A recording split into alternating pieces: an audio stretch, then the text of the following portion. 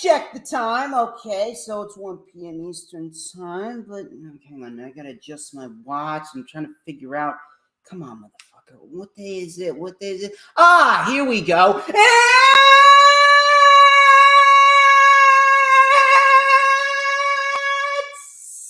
Saturday! You know what that means? We're live! Ladies and gentlemen, I'm the one and only J Storms, and I would like to welcome each and every single one of you back here to the channel on YouTube.com. As of course, you already know who I am, Mr. Controversy, and the operator of the best damn Twitter handle, no.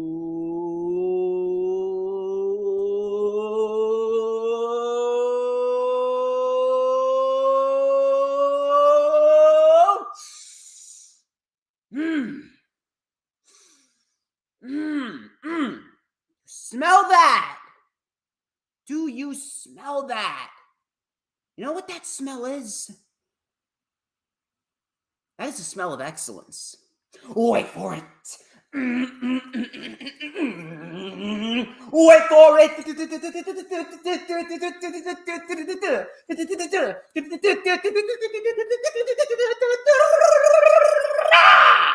To mankind. And this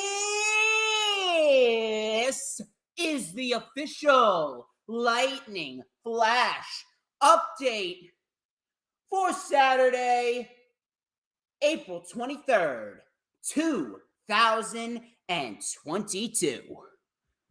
Woo! I feel that in my bones. I can feel it in my bones.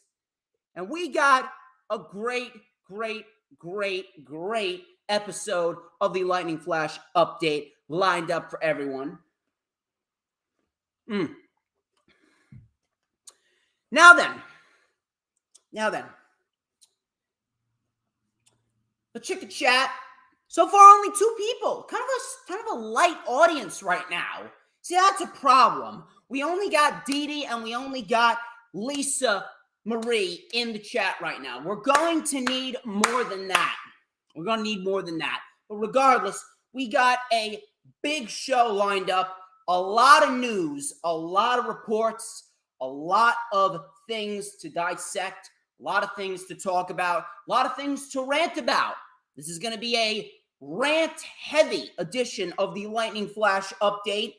We're going to be ranting on more NXT superstars getting their names changed. We're going to rant on Kushida leaving WWE and why WWE fucked up yet again with another great talent. We're going to talk about Alexa Bliss and why she has absolutely no right to be frustrated with WWE Creative after the career that she has had. She has no right to be frustrated with Creative. And the big one today, we are going to rant heavy and we're going to dissect Triple H's response in an interview with theathletic.com where he talked about NXT and the 2.0 rebranding, why it came to be, what caused it, and what are his current thoughts on the product as we speak. We're going to dissect it all. We're going to rant on it all. I got 4 weekly shows to dissect. I did not watch NXT UK this week. I am caught behind on NXT UK. I need to catch up on it when I have the free time. Work has been nuts. Obviously, my grandmother, she just recently moved down to North Carolina. She has settled in. And on top of that, we got billing week next week for my accounting job. And Lord knows that ain't going to be fun. Trust me on that. That ain't going to be fucking fun. But regardless, I need to catch up on NXT UK. I did hear that we had a very good match between Mustache Mountain and Oliver Carter and Ashton Smith for the NXT UK Tag Team Championships. I'm actually very much looking forward to seeing what those 2 teams did and if it was actually better than their original match a couple of months ago. And I have a feeling that once Mustache Mountain loses those NXT UK tag team titles, that we could be looking at NXT's UK version of Johnny Gargano versus Tommaso Ciampa, with Trent Seven playing the role of Tommaso Ciampa and Tyler Bate playing the role of Johnny Gargano. I don't think it's going to be as good as Gargano and Ciampa, but regardless, it should still be a very entertaining thing to watch.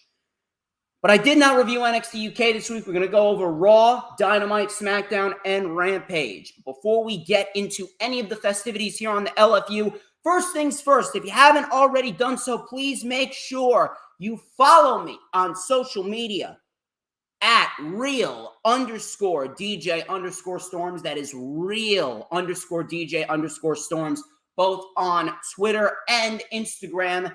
Add me on Facebook as well. For collaborations and business inquiries, please send me an email. My email is, of course, StormsTakeOver@gmail.com. Please make sure you like the official DJ Storms business page, and I may just send you an invite to join the official DJ Storms Posse group on Facebook.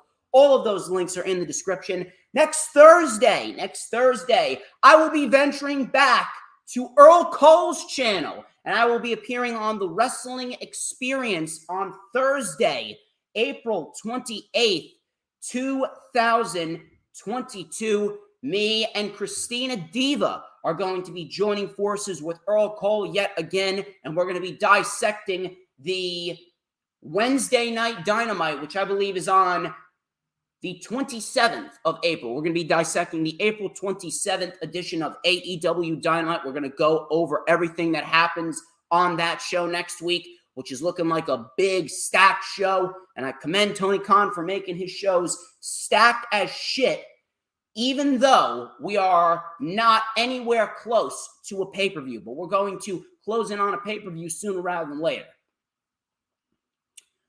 I'm going to be appearing on Earl Cole's channel next week with Christina Diva. Cannot wait for that. I'm very much looking forward to it. Earl Cole is a great guy. Earl Cole is mega talented, ultra talented. His Wi-Fi sucks, but Earl Cole is fantastic at what he does. Please show him some support. I'm pretty sure we're going to see him later on in the chat as the stream goes on. If you haven't already done so, please make sure that you hit the like button. It is vital that you hit that like button when you come on in, because it helps me out, it helps the channel out, it helps the stream out. It lets everyone know that I'm a popular guy. Now, I already know I'm a popular guy, but I need the likes to prove it. So please make sure that you hit the like button when you come on in, and you share out the stream on all platforms of social media. I'm talking about Twitter, Instagram, Pinterest, Tumblr, Facebook, Snapchat, TikTok, whatever social media platforms that you might use. Please make sure you share it out on all of those platforms and let everyone know that DJ Storms is live. We have a lot to rant about, and I need you guys to get as many people into the stream as possible. It's vital. Get as many people into the stream as possible, all right? Get as many people into the stream as possible, and make sure if you haven't already done so, to hit the subscribe button and hit that notifications bell with a huge coup de grace. That way you will know whenever I pop up on YouTube, because whenever I pop up on YouTube, baby, it is the best time to be on YouTube, because it is the only time that you gonna get to see this glorious sideburn chin strap combination and this beautiful mustache right here. Recently just touched it up today, and I haven't done the one thing that Earl Cole had been waiting for all week. So we're going to light it up right here on the channel with a little bit of and a dash of and a whole lot of because everybody wants a piece of the Storms Meister. It's great to be me. It really is. It's great to be DJ Storms. Women want me. Men want to be me. Anyway, we had enough of the self-brand promotion, the advertisements. We're going to get straight into the news, rumors, and reports. There is a lot to rant about, and I guess we should start with what's going down with NXT. and the recent set of name changes that have occurred. PW Insider and Dave Meltzer. PW Insider and Dave Meltzer. They provided an update on recent NXT superstars that had their name changed this past week.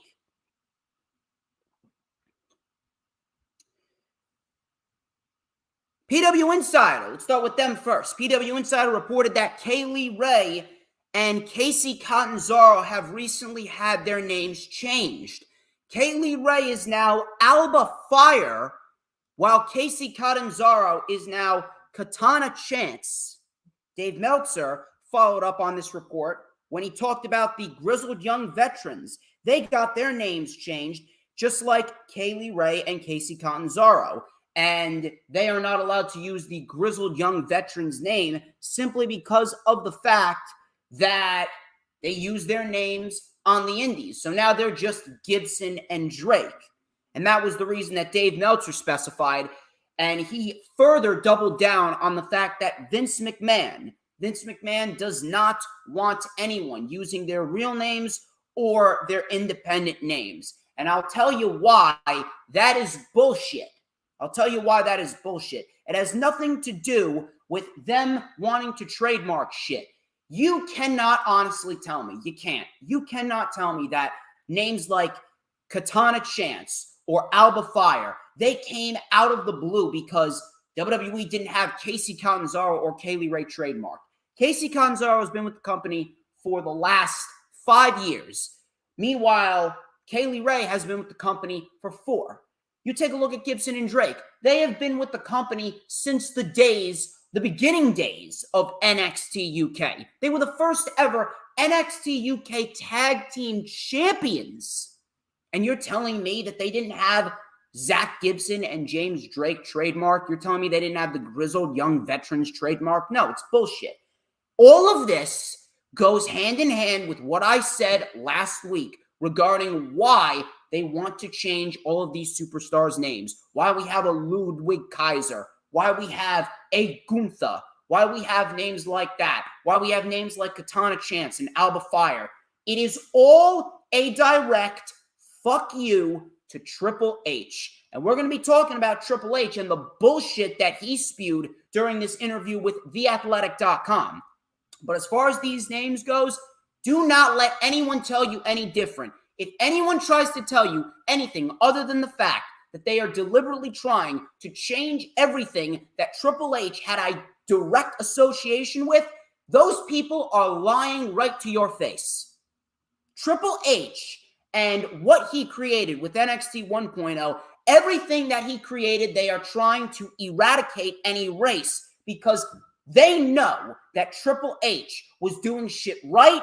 They don't want to admit it. Vince McMahon is petty. Vince McMahon is envious. And he's deliberately trying to erase everything his son-in-law created so no one remembers. He wants to brainwash everyone into thinking that his way is the right way and any other way is wrong because he is the almighty Vince. He is God. Nothing that he does is wrong, right? That's the reason why these names are changing. It has nothing to do with the fact that they use them on the indies or that these names are their real names. It has to do with the fact that they want to give as many middle fingers to Triple H as they possibly can. And if you have not acknowledged that by now, there is something mentally fucking wrong with you and you need to fucking check yourself. But I don't want to waste all my energy on that. I just wanted to let everyone know why these names are being changed. There's no reason why, after 3, 4, 5 years with the company, that you didn't have these names trademarked. It has everything to do with destroying Triple H's vision. It has everything to do with erasing Triple H's history and making sure that everyone is a fucking zombie and follows in the footsteps of Vince McMahon. And it is fucking disgusting. It is disgusting. Vince McMahon would sell his own family, and toss them to the wolves, toss them to the side like fucking pieces of trash on a highway. He will toss them into the toxic wastelands if it meant having everyone else look at him as the almighty savior. It's pathetic. I'll tell you what's even more pathetic. Fightful Select reported during Raw this past Monday that Kushida had left WWE. Dave Meltzer followed up on this report by stating that his contract expired. He was not released. His contract expired, and he opted not to resign. This is just another case of WWE legitimately trying to erase everything Triple H created. They either want to change everything that Triple H created and make these superstars that Triple H brought in unrecognizable to its audience, or they want to make their careers so miserable that if their contracts are coming up, they will opt not to resign. And that's exactly what they did with Kushida. Kushida may be the smartest man alive right now. Kushida, he was just starting to find his footing in NXT. Kushida, it was going to take some time because he was brought in when there were a lot of people in NXT that were getting some shine.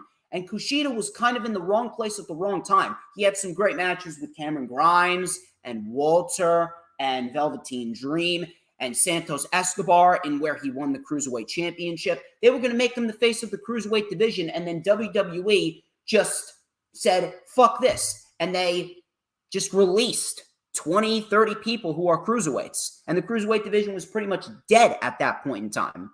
Cruiserweight division was dead. And Kushida was paired in a tag team with Ikemen Jiro. They were called Jacket Time, and Kushida was made into a fucking joke. Meanwhile, this guy could have been a solid hand in the United States title or the Intercontinental title division. I'm not saying he was absolutely going to be a world champion, but if you can't find value for someone like Kushida, if you can't find value for someone like Kushida and everything that that guy did, if you can't find value in the talent that you have in Kushida and you can't put him in the IC or US title division against guys like Ricochet, Sami Zayn, Kevin Owens, Seth Rollins, Austin Theory, Finn Balor, Drew McIntyre, then you don't know a goddamn thing about pro wrestling, and you should not be running a company like WWE. In this case, it is just another scenario of Vince McMahon not knowing talent if it smacked him right across the face. It's quite pathetic. And this is not the last one.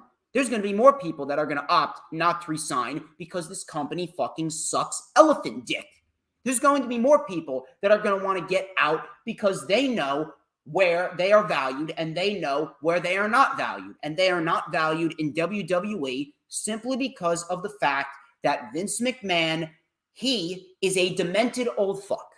Simple. You know where Kushida is going to go? He's going to go right to New Japan with this Forbidden Door show, and I can guarantee you right now, we're going to be looking at Kushida versus either a Bryan Danielson or a Jonathan Gresham at this New Japan Pro Wrestling show. Guarantee you, Kushida is going to go right to that New Japan Forbidden Door show. He's going to show up, and he's going to have a mega dream match with someone from AEW. And you know what? If I'm Tony Khan, I'm getting Kushida on the phone. I'm putting him in Ring of Honor, and I'm giving us Kushida versus Brian Cage, Kushida versus Samoa Joe, Kushida versus Jonathan Gresham, and various other people, like Kushida versus Dalton Castle. I'm making Kushida a big, solid hand in Ring of Honor. Kushida versus Wheeler Yuta for the Ring of Honor Pure World Championship. That title was made for Kushida. That title was made for Kushida. I'm putting Kushida in Ring of Honor, and I'm making him a major, major, major face in Ring of Honor. And then he can move up the ladder into AEW. I would absolutely bring Kushida into Ring of Honor.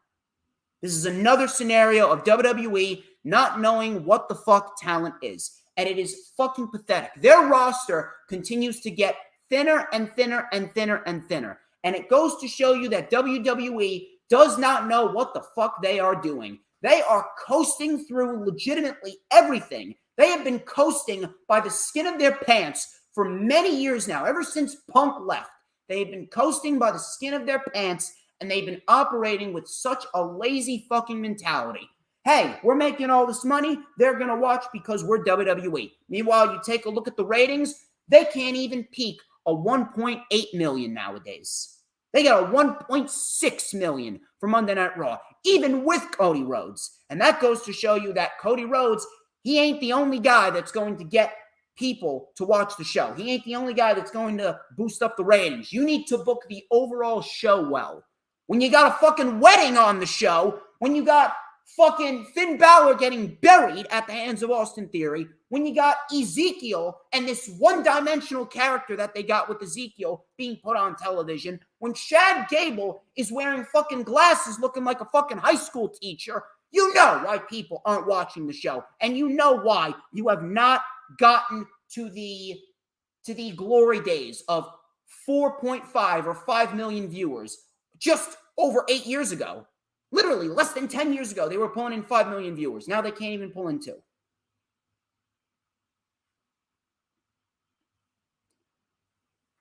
Kushida is going to be valuable wherever he goes. Kushida is going to be valuable wherever he goes. And I fully expect him to show up at the New Japan Pro Wrestling Forbidden Door show with AEW. And it's going to be great. Kushida, just like many other people, are going to prove WWE wrong, and they're going to show you how they should book people. Speaking of which, speaking of people that have proven WWE wrong, FTR, Fightful Select also reported that WWE has interest in the Ring of Honor and AAA World Tag Team Champions FTR. They have interest in Dax Harwood and Cash Wheeler. Give me a minute.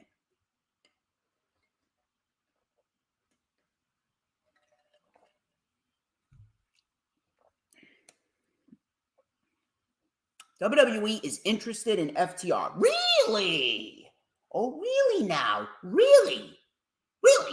Just like you were interested in them 3 years ago when you were having the Usos videotaping them in a public locker room shower with Cash shaving Dax Harwood's back. Just like you had them scoot on the ring mat like fucking dogs because the Usos put Usi Hot in their tights. Really? Were you interested in them then?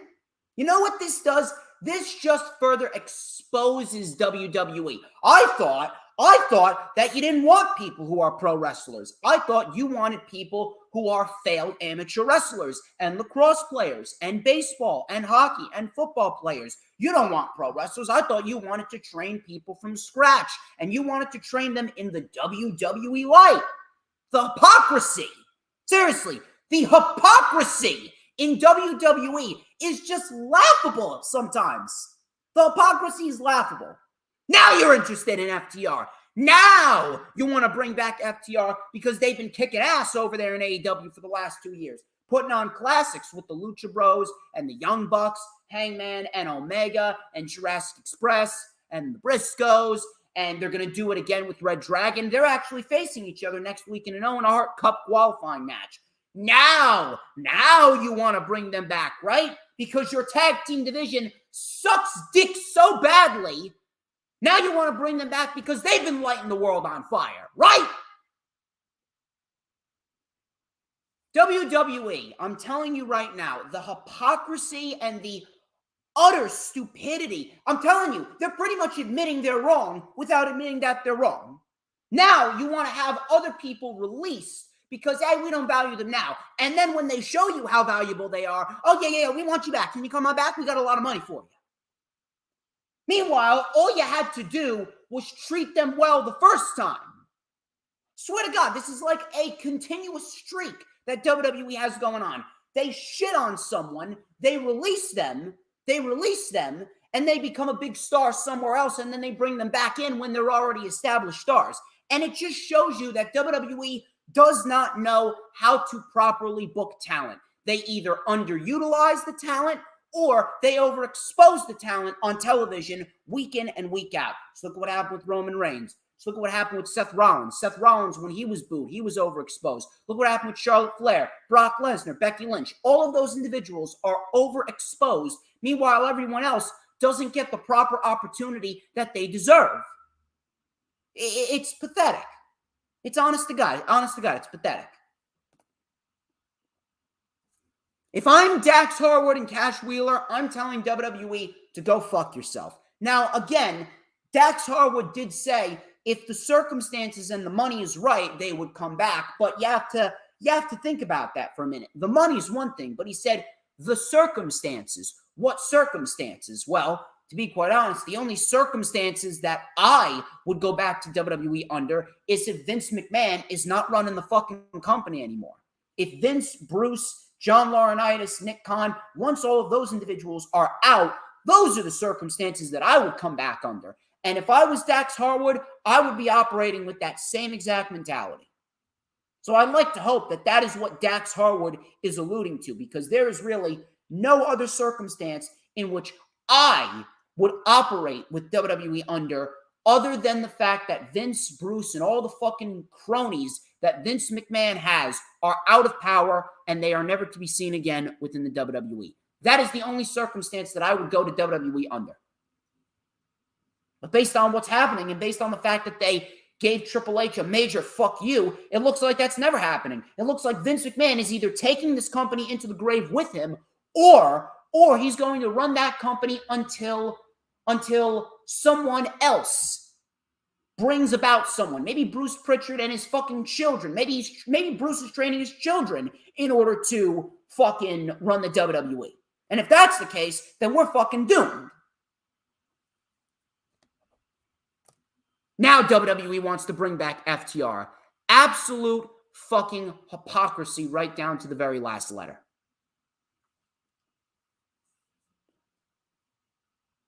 On to some more positive news. Maria Canelos, she talked on PW Ponderings about some communication between herself and AEW President and CEO Tony Khan. She stated this, and I quote, "There has been some communication of trying to figure out a way. He, Tony Khan, has reached out to me, and now we're just trying to find a time to get on the phone and discuss things further. I'm hopeful that happens soon." Now, Maria Canelos. I do not like Maria Canelos as a person. I quite frankly hate Maria Canelos as a person. Maria Canelos as a person, to me, is nothing more than a socialist, communist, toxic cunt. Now, that's just me, of course. Some people may enjoy Maria Canelos. Some people may agree with Maria Canelos. To that, I say you are fucking retards. But Maria Canelos to me is the type of person that I would not want to associate with. As a person, Maria Canelos is a piece of trash. As a person, Maria Canelos is exactly what this country does not need, and I would be the first to send her ass right over the pond to the UK, and she can stink up the joint over there. I hate Maria Canelos. I really do. However, regardless of how dumb and shitty of a person Maria Canelos might be, she's actually a very good mind in terms of professional wrestling. She actually helped bring about the Ring of Honor women's division. She built a very, very, very nice foundation over there, and she made Roxy, now Roxanne Perez, the first ever Ring of Honor women's champion. She's not half bad in her own right.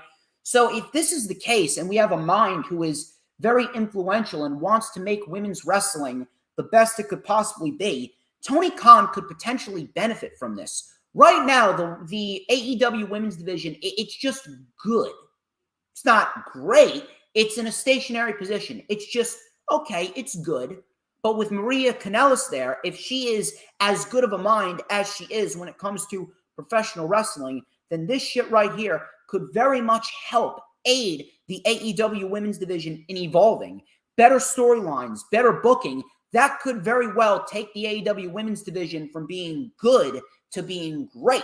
So I would actually be open to having Maria Canelos come on in and book the Ring of Honor and the AEW women's division if possible. And if Tony Khan is really in talks with Maria Canelos, I think this could be a very, very, very good move.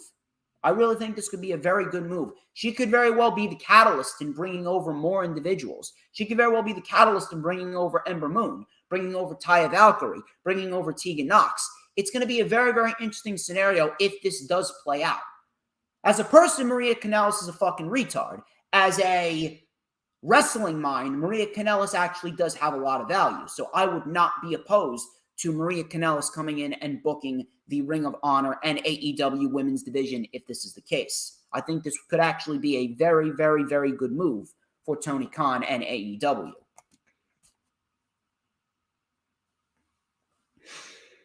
Little piece of news from PW Insider regarding Cody Rhodes, which I really don't understand why this would even be the case. PW Insider is reporting that Cody Rhodes is slotted internally as the number 2 babyface on Raw behind Bobby Lashley. Now, I don't understand why Bobby Lashley would be the number 1 babyface, considering that he is in a fucking feud with the black version of the Great Khali. I don't understand why Bobby Lashley would be in a scenario like that when he is pretty much valueless at this rate. I guarantee you right now, with MVP now managing Omos, Bobby Lashley is going to fucking take a hit. Guarantee he's going to take a hit. It's not showing now, but over the weeks, it will start to show. MVP and Bobby Lashley was the perfect combination, and they fucked it up. I don't understand how Omos still has a job. Meanwhile, you let Kushida walk, you let Adam Cole walk, you let Bryan walk, you released Ruby Soho, Malachi Black, Buddy Matthews. I'll even take Braun Strowman over Omos. Cody Rhodes slotted in as the number 2 babyface. Meanwhile, he's the best thing on the show. He should be the number 1 babyface in the entire company, as far as I'm concerned. Now, I'm not sure if this is going to amount to anything over time, but as far as I'm concerned, the road that we should be on right now, all roads should inevitably lead to Cody Rhodes versus Roman Reigns for the undisputed WWE Universal Championship at SummerSlam. Now, I'm not sure how much the fact that Cody is slotted in as the number 2 babyface behind Lashley, I'm not sure how much that will play into effect, but I'd like to hope that things might be shuffled around and we might very well end up getting Cody Rhodes and Roman Reigns at SummerSlam for the WWE Universal Championship. We'll see what happens there, but I really do not expect too much from WWE. I actually do believe that we could be in for a very, very, very, very, very shitty scenario. We could be in for a very shitty scenario if WWE does not play their cards right with Cody Rhodes. So I'm not really too concerned about this now, but it's something to keep in the back of our mind. Cody Rhodes is the number 2 babyface behind Bobby Lashley on Monday Night Raw. Now, you notice that I said he's the number 2 babyface behind Lashley on Raw. Why are we still using that terminology as if the brand split still exists? Well, apparently, Dave Meltzer discussed that WWE has no definitive plan to end the brand split. Really? Really? Now, I'm going to ask a question after I read what Dave Meltzer wrote. I'm not really going to go too in-depth on what Dave Meltzer wrote, but this is what he said. He said, regarding rumors of brand mergers because of the singles title merger and the tag title merger, right now, they are not merging rosters, end quote. They're not merging rosters. They're not merging rosters. So now I'm going to ask the question that many people should be asking right now. If you are not merging rosters, why exactly did you have Roman Reigns beat Brock Lesnar for both championships? Why exactly are you doing a tag team title unification match with the Usos and RK Bro if you are not merging the rosters? Why, inevitably, are you going to do a women's title match merger between the SmackDown Women's Champion and the Raw Women's Champion, which I'm assuming is going to be Ronda Rousey and Bianca Belair at SummerSlam? Why are you going to inevitably do that if you're not going to merge the rosters? What is the point of doing these title-for-title unification matches with the brand exclusive championships if you are not going to end the brand split. If you are not going to end the brand split, then you shouldn't have done this at all. The end goal should be to have the brand split go away forever, because I've said this numerous amounts of times. The brand split is not necessary anymore based on the fact that their roster is nothing but skin and bones. You take a look at the roster from 6 years ago, that roster was worthy of a brand split because it was a fucking stacked roster. That roster was worthy of having 2 world titles, 2 tag team titles, 2 women's titles. But this roster, after you've already released over 200 people unjustifiably, that shit right there, that has made the brand split utterly fucking useless. How many fucking times in the last 4 weeks have we seen Drew McIntyre versus Sami Zayn? How many matches between the Usos and RK Bro have we seen this year alone? How many times between RK Bro and the Street Profits, RK Bro and the Alpha Academy and the Street Profits? How many fucking times? How many fucking times? It is so overplayed. It is so overdone. It's downright unbearable at this rate. Why exactly are you not ending the brand split? Are the networks really preventing you from doing so? Vince McMahon, I'm telling you, he is an absolute dick. He has no problem having the superstars go out there and shit on the fans. But when it comes to the networks, Vince McMahon is a fucking cuck for the networks. Vince McMahon should be focused less on telling the fans to go fuck themselves and focus more on standing up to the networks and telling them, listen, shit needs to change. You need to step out of the WWE creative business. This is what is going to make our shows better. This is what's going to help revenue go up. This is what's going to help the ratings go up. This is what is going to help us thrive. You two need to put your fucking egos aside and do what is best for business. And the best move for business right now is to have the brand split end. And if it doesn't end, that shit right there is going to continue to destroy the WWE product from within. The brand split is making the shows worse and worse and worse with every passing week because of the fact that they have no roster. Their roster is not cut out for it. I even seen some people trying to claim that AEW should do a brand split with them and Ring of Honor. No, their roster's not cut out for that. We don't need a brand split. All we need is AEW to stay the course. WWE needs to do what AEW is doing. That's how the shows get better.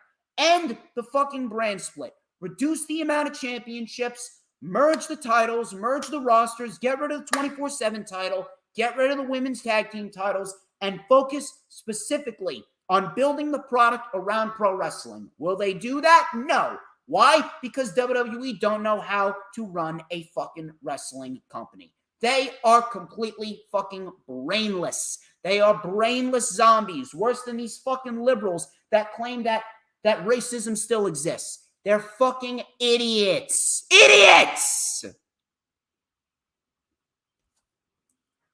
Speaking of an idiot,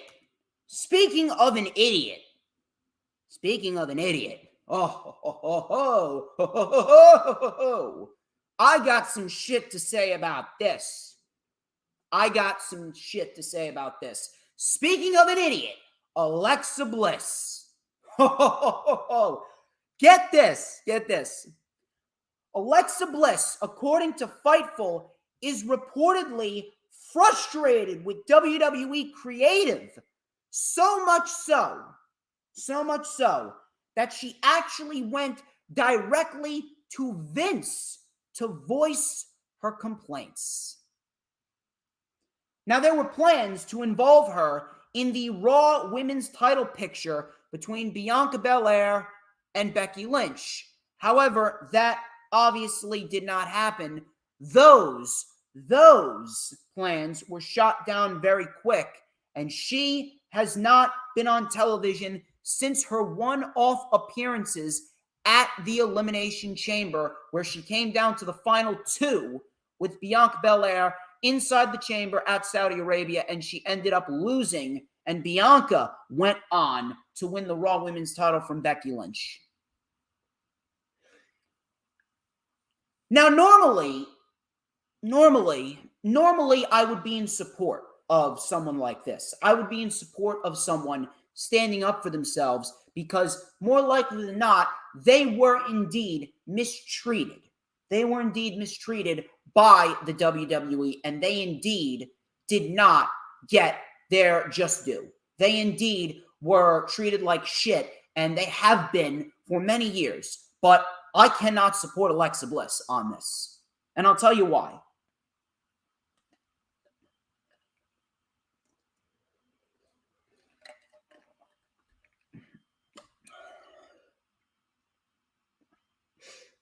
Alexa Bliss has built her career off of being the female version of Bill Goldberg. Now, DJ, what do you mean by that? I want you to think back to Bill Goldberg in WCW. Bill Goldberg is one of the worst professional wrestlers in the entire industry, period. Bill Goldberg is one of the worst professional wrestlers on the face of this earth. He never gave a shit about the business. All he cared about was money. Bill Goldberg made a career off of doing nothing. Bill Goldberg made a career off of having a billion-dollar body and being able to execute two moves correctly, a spear and a jackhammer. That's all Bill Goldberg was good for. It is the exact same thing with Alexa Bliss. Alexa Bliss has made a career off of doing nothing but having a billion-dollar body and being able to execute a DDT and a twisted bliss correctly. That's it. Yet this woman has been given the world. This woman was hand-selected by Vince McMahon as the number 2 face of the women's division right under Charlotte Flair. It goes Charlotte and then Bliss. And why did he do that? Because Bliss looks like a fucking OnlyFans model. That is the only reason why she's been pushed. I don't give a shit if you're a fan of Alexa Bliss. I don't give a shit if you've met Bliss personally. I don't give a shit if you think Alexa Bliss is hot. If you're a stan, you're even worse. You're the cancer of the fucking IWC. Alexa Bliss is a shit professional wrestler. Alexa Bliss is one of the worst women's wrestlers on the face of this planet, right under Omos. Alexa Bliss and her offense is sloppy, it's non-impactful, it's weak, she's uncoordinated, and she has been carried through most of her matches. Her best matches were with Sasha and Bayley, and that just goes to show you how good Sasha and Bayley really are. Her matches with Becky were passable, but outside of that, Alexa Bliss has been a subpar in-ring performer. Yet this woman has been given the world. This woman has been given the world. She's a 2-time SmackDown Women's Champion, 3-time Raw Women's Champion, 2-time Women's Tag Team Champion. She hosted WrestleMania. She won Money in the Bank in 2018 after virtually doing nothing. She took a fucking 20-minute nap on the outside while the other 7 women pretty much killed themselves, throwing themselves into ladders left and right, while she took a 20-minute nap up against the barricade and waited for her right time to climb the ladder and win. She didn't even break a fucking sweat in that match. Didn't even break a fucking sweat. Yet she was given the briefcase. WWE chose her. WWE chose her out of all the people in the women's division. They chose her to have Ronda Rousey win the fucking title off of. Alexa Bliss was slated to fight Trish Stratus at the Evolution pay-per-view in 2018. And the only reason why that didn't take place is because she was injured. But if she wasn't, she would have gotten that match. Meanwhile, it should have been Sasha that should have gotten that match. Alexa Bliss was paired with Bray Wyatt. She was paired with Bray Wyatt and the Fiend character. They slowly but surely made her the star of that duo. They made her the star of that duo. They made her the star of that duo and then fired Bray Wyatt. And they gave everything Bray Wyatt related to her. They gave it all to her. And she's a top merch seller. Alexa Bliss has done absolutely nothing to warrant all of those accomplishments, yet she wants to come out and say that she's frustrated. She wants to imply that she's being mistreated. Lexi Kaufman, I hope someone fucking clips this and sends it to her. I don't give a shit. I hope to fucking God someone records this and sends it to her. Lexi Kaufman, bitch, if you honestly think that you are mistreated, you don't know the fucking word of the word. You don't know the fucking meaning of the word mistreatment. You do not know the fucking meaning of that word. All because I've been off of television for a couple of months. Look at the career this woman has. You honestly think she has a right to say that she's frustrated after everything that she has been given and so little that she's done? So little that she's done. She does not even know the fucking meaning of the word mistreatment. You want to know who's been mistreated? Shayna Baszler, Tegan Knox, Toni Storm, Ember Moon, Ruby Soho. All of those individuals have been mistreated. And here's the kicker, folks. All of those individuals are better than Alexa Bliss in the ring. All of those individuals have more value than Alexa Bliss. All Alexa Bliss is a pretty face. The only reason why she was pushed in the position that she was in is because she looks like a porn star. I'm sorry if that pisses you off. I'm sorry if that gets under your skin, but that's what you're going to have to deal with. And you know why? Because that is a fucking fact. And if you don't like it, you can suck my cock. Suck my Italian sausage. That's what you can do. Alexa Bliss is a terrible performer. She is a piss-poor excuse for a professional wrestler. Yet she's frustrated because, I haven't been on television in a couple months. I swear to God, she's just as bad as Charlotte.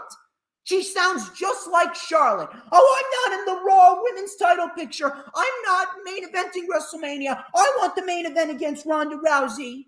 I want it now. Alexa Bliss is just as bad as Charlotte. Just as bad. After the career that she has had and the fact that she's complaining that she's frustrated because she hasn't been on television since February, holy shit, this woman comes off as an entitled cunt. An entitled cunt. Right down to the very last letter. Alexa Bliss does not have a leg to stand on. Fuck Alexa Bliss. Fuck Alexa Bliss. And I don't want anyone to lose their job. I don't want anyone to lose their job, but I'm telling you right now, if Alexa Bliss was to be on the next round of budget cuts, I am telling you right now, you would not see me. You would not see me bat a fucking eyelash. You would not see me bat a fucking eyelash. You would not see me shed one single tear. You're not going to see me shed one single tear. You know why? Because Alexa Bliss has about as much value as the shit that my dog took on my neighbor's lawn the other day. She can go to Impact and fucking stink up the joint over there. Alexa Bliss belongs nowhere near a professional wrestling ring. Nowhere near. Especially a company like WWE that's as globally renowned as it is. Fuck Alexa Bliss.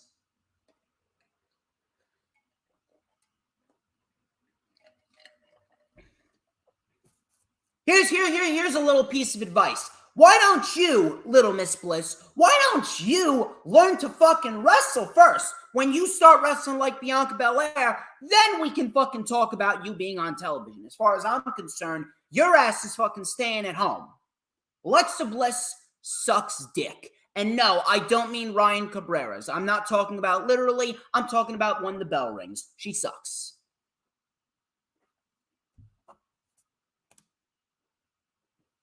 Triple H, man. Triple H. He had an interview with theathletic.com. And he talked about NXT 2.0's rebranding. He stated that the pandemic shifted their focus, and doing it in front of no people was a challenge. Then, all of a sudden they said, okay, let's reboot it and go back to what we originally were. He went on to talk about how the shift from the WWE Network to the USA Network, that was always the plan. And after they got established stars on TV, they inked the TV deal. So Triple H said, and I quote, some of these people, talking about NXT 2.0, some of these people won't be ready for television, but we're going to put them on television, and we believe the audience is invested enough that the numbers might come down, but a core group of them will stay. And now you're creating new stars or fresh stars all at the time. That's where we are now. The numbers have stabilized. People like Braun Breaker, he's been training for a year. Half of the women, they've been here a year, maybe. There are a lot of that's just so fresh and new. There's a lot that's just so fresh and new. People used to say that constant chum of NXT was a negative. The chum is what's great about it. The people here now, hopefully, in a year and a half from now, none of them are even in NXT anymore. Now, I'm not going into everything he said word for word, verbatim, because then I'd be taking up about 2-3 pages worth of notes. But that was the gist of what he said. So this entire interview, you can go and read or listen to the entire interview, but this entire section of this interview, as well as the majority of the interview, everything that he said here was complete and utter bullshit. This sounds like something that Vince McMahon would say.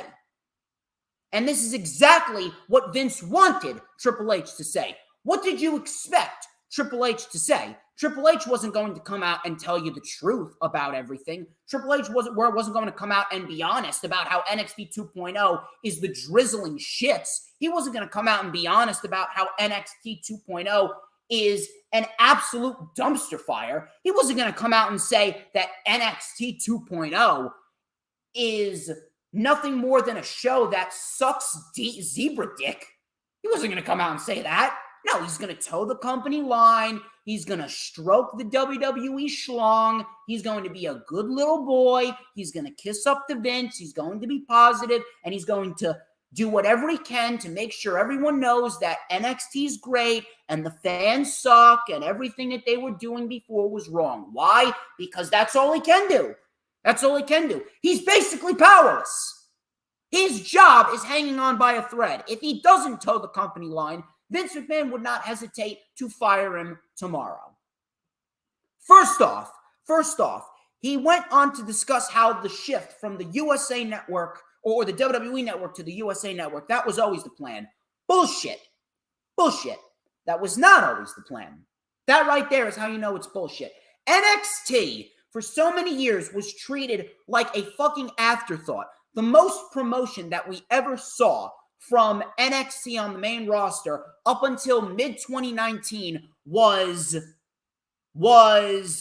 how they would do a little ad at the bottom of their screen with the announcers. Hey, don't forget to check NXT TakeOver this Saturday on the WWE Network. That's all they did. It was a 30-second promotion on a Raw or SmackDown, and that's all the promotion that NXT got on the main roster. There was a major disconnect, and there still is a major disconnect. I don't know why, but that was the disconnect right there when Triple H was running it. NXT was never meant to go on the USA Network. And if that was even the plan, which I know it wasn't, NXT wasn't ready for that. NXT wasn't ready for that at all. NXT was never meant to be on the USA Network. Never. You want to know who made the decision? It was Vince. Vince made the decision to put NXT on the USA Network. And you know why he did that? Because he wanted to try and destroy AEW.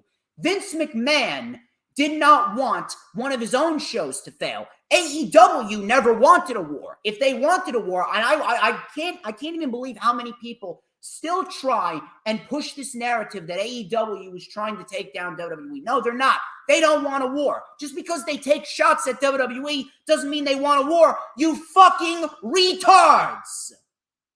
AEW never wanted a war. AEW chose Wednesdays where no WWE show was on primetime television. If they wanted a war, they would have gone on Monday or Friday right out of the gate. That didn't happen. They chose Wednesdays, a nice sweet spot for them. Simple as that. NXT was deliberately taken from the WWE Network, placed on the USA Network, specifically to try and destroy AEW. Vince McMahon didn't give a shit if NXT succeeded or failed. He was operating with the mentality of, hey, if NXT succeeds, I will have the opportunity of destroying AEW. If AEW succeeds, you know what I'm going to do? I'm going to do what I should have done a long time ago. I'm going to destroy my son-in-law's creation out of pettiness because I don't want to admit that what he's doing is right and what I'm doing is wrong. Vince's motive was to either kill one of the two or both of them, and he succeeded in killing one of them. He succeeded in killing his son-in-law's creation simply because of the fact that he was envious that Triple H was doing things right. And I don't give a shit who you are. I don't give a shit if you've worked for WWE. I don't give a shit what your mentality is. NXT was the way to operate when Triple H was running it. AEW is how you run a pro wrestling company. And if you do not see that, then you know what? You are not a pro wrestling fan and you should not be involved in this community. You are the cancer of the IWC. If you are the ones that are trying to say that Triple H's NXT was not getting it done. If you did not like Triple H's NXT, you were not a pro wrestling fan. And you should not be involved in this wrestling community. And you can go fuck yourself. Plain and simple. If you honestly think that NXT 2.0 is the way to go, you are a grade A retard and you need to have the retardation slapped the fuck out of you. Legitimately, slap the fuck right out of you. NXT was never meant to have the USA Network deal. Never. Triple H brought in stars and he was booking NXT the way that WWE should be operating. So that's a bullshit lie right out of the gate. Then all of a sudden, they were working with the pandemic and it was a challenge performing in front of no people. Yeah, that's obvious. That's probably the only correct thing that he said here. That was probably the only logical thing that he said here throughout this entire interview. Yes, it was a challenge working in front of no people. Everyone in the world operating any sport, whether it be wrestling, whether it be baseball, football, hockey, whatever. Everyone had a challenge working in front of no people. That I understand. However, you can't tell me that one day Triple H just magically woke up and say, hey, let's reboot it. Yeah, let's reboot it and go back to doing what we were originally doing. What you were originally doing. Are you honest to God? Triple H is trying to tell me that he was not creating new stars before the NXT reboot? Bullshit! Again, bullshit! You take a look at all the stars that Triple H brought in. Adam Cole, Johnny Gargano, Tommaso Ciampa, Samoa Joe, Ricochet, EC3, Adam Cole, all these people. The Undisputed Era, AOP, Pete Dunne. All of these guys were face of the company type guys. All of these guys could have been major stars. And you know why they weren't? Because Vince McMahon and Bruce Pritchard booked them like shit. That's why. Vince and Bruce booked them like absolute dog shit. That's why they didn't translate. It had nothing to do with them. All of these people that these fucking retards on social media want to say, oh, Adam Cole couldn't cut it. Oh, Johnny Gargano couldn't cut it. Oh, Aleister Black couldn't cut it. Oh, Buddy Murphy couldn't cut it. Wrong. You know who can't cut it anymore? Vince. Vince can't cut it. Vince can't cut it anymore. The problem is that no one wants to admit that Vince can't cut it anymore. Everyone is so deluded and they're so scared to actually speak up and say the truth. They're so scared to speak up and actually say the truth because they're afraid that the toxic social media mob is going to come and cancel them and they won't get the interviews with these fucking superstars from WWE if they don't stroke Vince McMahon's 76-year-old dick. All of those people could have easily cut it. All of those people were new stars. Black could have been a world champion. Gargano could have been a world champion. AOP could have been world tag team champion several times over. They could have been the face of the division. The problem is that Vince McMahon was always petty towards every single individual from NXT, Triple H's version of NXT that got called up to the main roster. If you're trying to fucking tell me, if you are trying to tell me that Triple H wasn't creating any new stars, you have a serious mental fucking issue and you do not belong in this fucking community. Go fuck yourself. Seriously, go fuck yourself. Go fuck yourself. Every single move that Triple H made in NXT was a move to create a new star. He was creating new stars out the fucking ass. He was shitting out new stars in NXT 1.0. All those people I just named could have been major deals on the main roster. And the reason why they weren't is because of Vince's pettiness.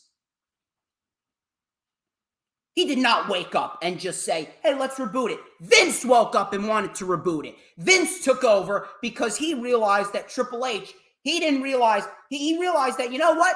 I've already destroyed NXT. Now I'm just going to take it over completely. This is what happens when you defy me. This is what happens when you can't cut it. What happened? You failed to kill AEW. What happened? You embarrassed me all of those years in the past. So you know what? I'm taking over your creation, and you are sitting in the back at your desk at Stanford organizing files. That's what you're doing. That's what Vince did.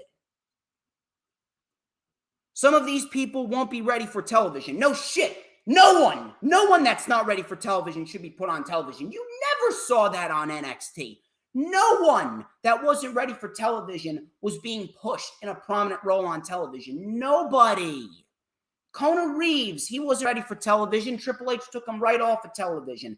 People like Marina Shafir and Jessamine Duke, they didn't do anything. They were Shayna Baszler's lackeys. That was their role. Triple H did not put anyone on television that wasn't ready. Nobody. Vince is putting those on television who aren't ready. Why? Because they're failed football players and baseball players and hockey players. And Vince McMahon wants to make NXT this developmental system in which they take failed sports athletes and transition them into being professional wrestlers. It is fucking stupid. A core group of them will stay. No one stayed. No one stayed. No one from the old NXT 1.0 era stayed. The only people that stayed are these fucking brain-dead casuals that will cheer for legitimately anything. They mark out over fucking Natalya. Really? Natalya's worth marking out over. Are you really telling me that NXT 1.0 wasn't fresh? NXT 1.0 was the freshest thing that WWE has ever done. NXT 1.0 was as fresh as you could possibly get because it gave us an escape. It gave us an escape from this shit booking that we saw on Raw and SmackDown and how terrible those shows were. It gave us a break from all of the garbage that we saw, the 50-50 booking, the shit, illogical storylines with the 24/7 title and the fucking women's tag team titles. It gave us a break from all the garbage that we saw on the main roster. And if you honest to God preferred the main roster to NXT 1.0, I'm telling you, you are completely out of your fucking mind. Seriously. You must be from another fucking planet. You must be from the planet Retardimus. I just made up a new fucking word right there. The planet Retardimus with 73 moons.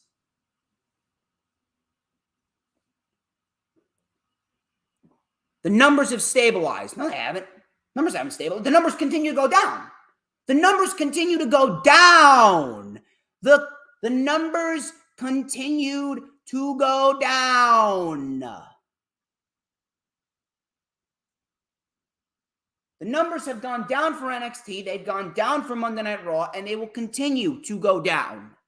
You know why? Because WWE sucks. Triple H created superstar after superstar after superstar, and now Vince took over, and it's the exact same thing that we see on Raw and SmackDown. Exact same thing. It is flat out garbage.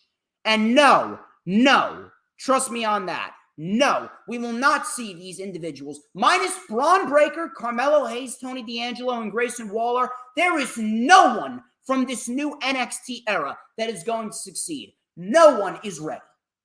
Outside of those four, no one is ready. Maybe Solo Sikoa, but that's about it. That's about it. All the other people that are ready are from Triple H's era, like Cameron Grimes, like Tommaso Ciampa, like LA Knight. And they are in for a miserable fucking death on the main roster.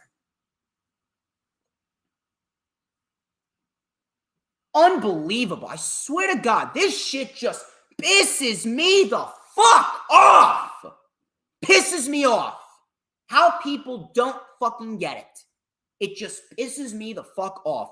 I swear to God, if anyone actually believes what Triple H is saying right here, I don't give a shit who you are. You really need a smack right across the fucking face.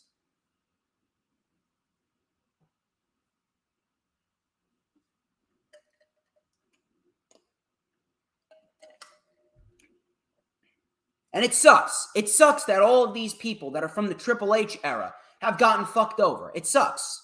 Because those are the people that should be leading the WWE into the future. Cameron Grimes and Tommaso Ciampa and LA Knight and Walter and Pete Dunne. And they're all getting fucked over. And when Cameron Grimes loses that North American title, you know for a fact he's going to get fucked over too. Gunther, I guarantee you, he's going to get fired within a year. Because he's not translating. You know why? No one gives a shit. Because you changed his name. You changed his presentation. You changed his theme song. You fucked everything up with Walter. You fucked everything up with him. Why? Out of pettiness. Fuck Vince McMahon. Triple H, if you believe anything that Triple H is saying right here, you may be the dumbest fuck on the face of this planet. Absolute bullshit. Triple H bullshitted everyone. That is not why NXT was rebooted. NXT was rebooted because Vince McMahon is a fucking maniac right down to the very last letter.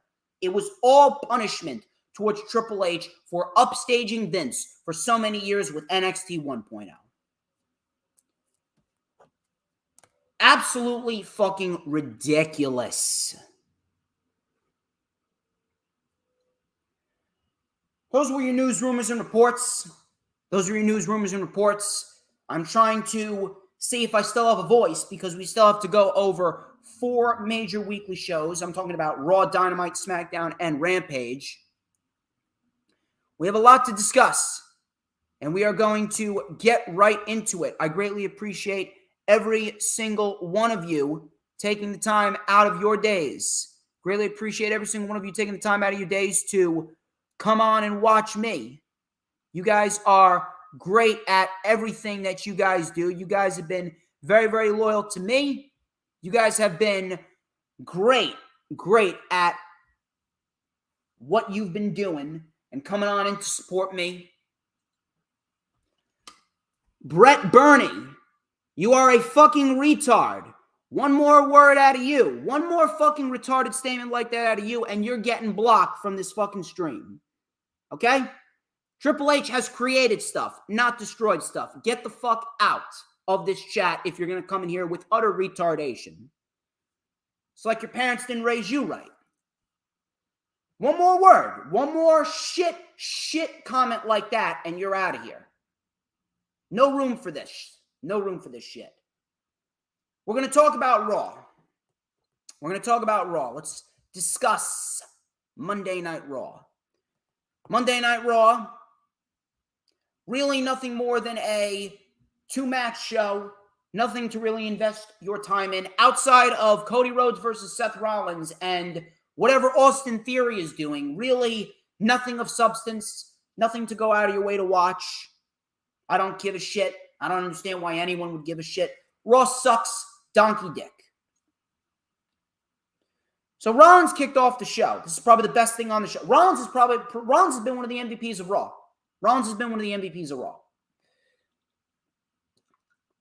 Seth Rollins kicked off the show. He said, "Welcome to Monday Night Rollins." Rollins then invited Cody Rhodes down to the ring. Cody came out, which I believe Lisa, she was actually right behind Jerry Lawler, a few rows behind Jerry Lawler. She went to Monday Night Raw in Buffalo. So shout out to Lisa Marie. Crowd chanted Cody. Rollins then egged them on to chant Cody. Cody goes, "This all feels so familiar. In this ring, in this city, Buffalo is Rhodes country," which I believe if I'm not mistaken, I believe they were talking about that one pay-per-view back at Battleground in 2013, WWE Battleground in 2013. I believe it was Cody and Dustin versus The Shield, and Cody Rhodes actually pinned Seth Rollins to win that match and get their jobs back. I think that might have been the match that Cody was referring to. Correct me if I'm wrong. I'm not sure. But Rollins said, "This is about respect, man." So Cody then soaked in all of the cheers, and Rollins got edgy. Rollins then said, "This is going in another direction. All that hard work that you put in is nothing because Seth freaking Rollins made you a star in one night." Now, we all know that that is completely false. Cody Rhodes made himself into a superstar. Seth Rollins didn't do anything for Cody except have a great match with Cody. That was it. Seth Rollins didn't make Cody into a star. Let's be real here. So, after that, Cody then said, "Get to the point." Rollins then said, "At WrestleMania, you had an unfair advantage, and I didn't have the proper time to prepare, so I lost. And some people think you're better than me, and that's not the truth. You may be the flavor of the month, but I talk the talk better than you. I walk the walk better than you. I dress the dress and drip the drop better than you. And I have been WWE champion, and that makes me better than you."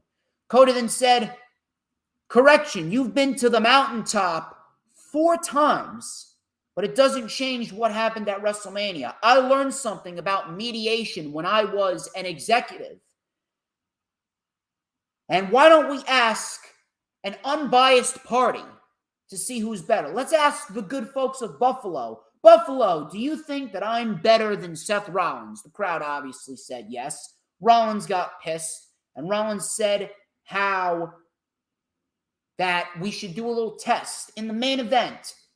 "How about you face an opponent of my choosing?" Cody said, "I didn't come back to run from challenges, so absolutely yes." This was a nice little promo. Seth Rollins and Cody, they have a very nice dynamic together, and this is probably the best thing in WWE right now, even better than what Roman Reigns is doing. Roman Reigns, listen, I love Roman Reigns, but he does the same shit every single week. Cody and Rollins, this is actually a little bit interesting, and this is a lot more creative. It's a lot more creative than just doing the same thing with Roman and the Usos. So I like the fact that Rollins and Cody are kind of going at each other's throats, and I think the match at WrestleMania Backlash could be very good. It could very well be better than their match at WrestleMania. We'll have to wait and see. But I do believe that at the end of it all, Cody should win. Cody needs to win.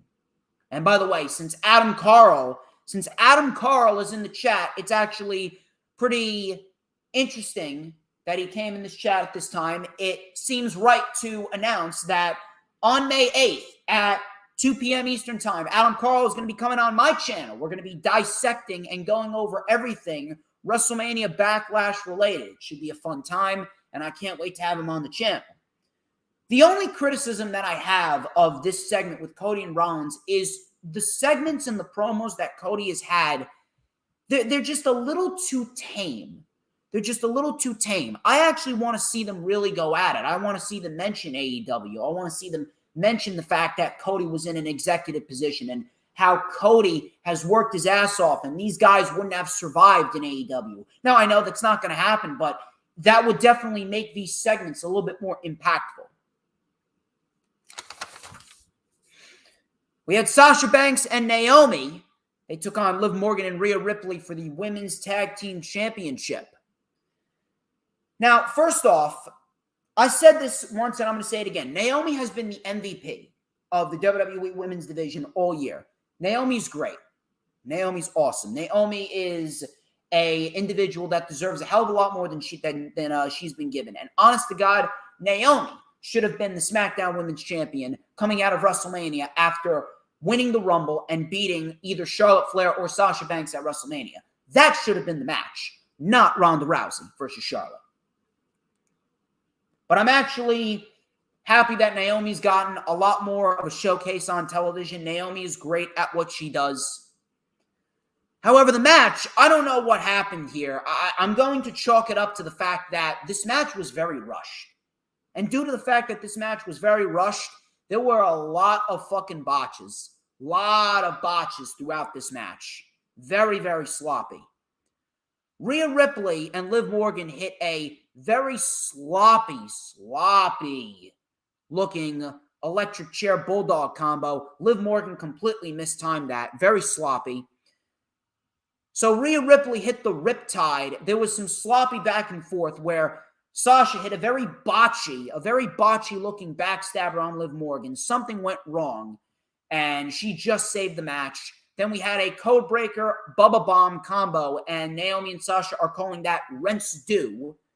Very rushed, very sloppy. I don't know what happened.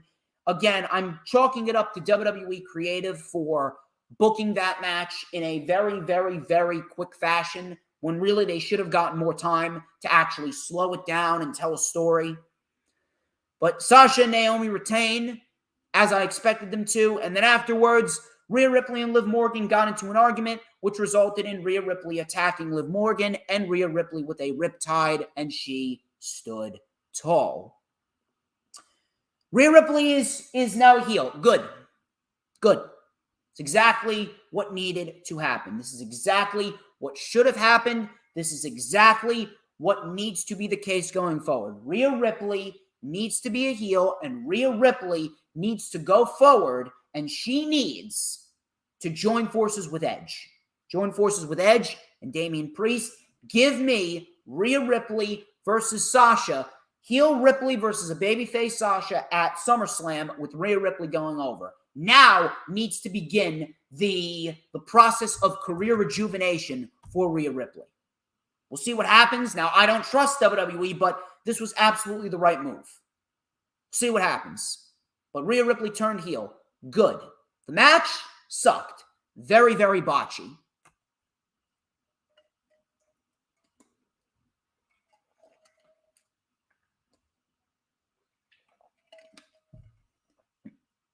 Sonya Deville. She came out for a promo and she talked about the chatter throughout WWE and how that she's misusing her power. She goes, I'm going to remind you all of something. I'm a competitor. I was forced into this position. Sonya, no, you were not forced into this position. You came back and you talked to Pierce and you pretty much begged him to make you an official. She asked Adam Pearce to be his sidekick at that time. She was not forced into this position. Bullshit.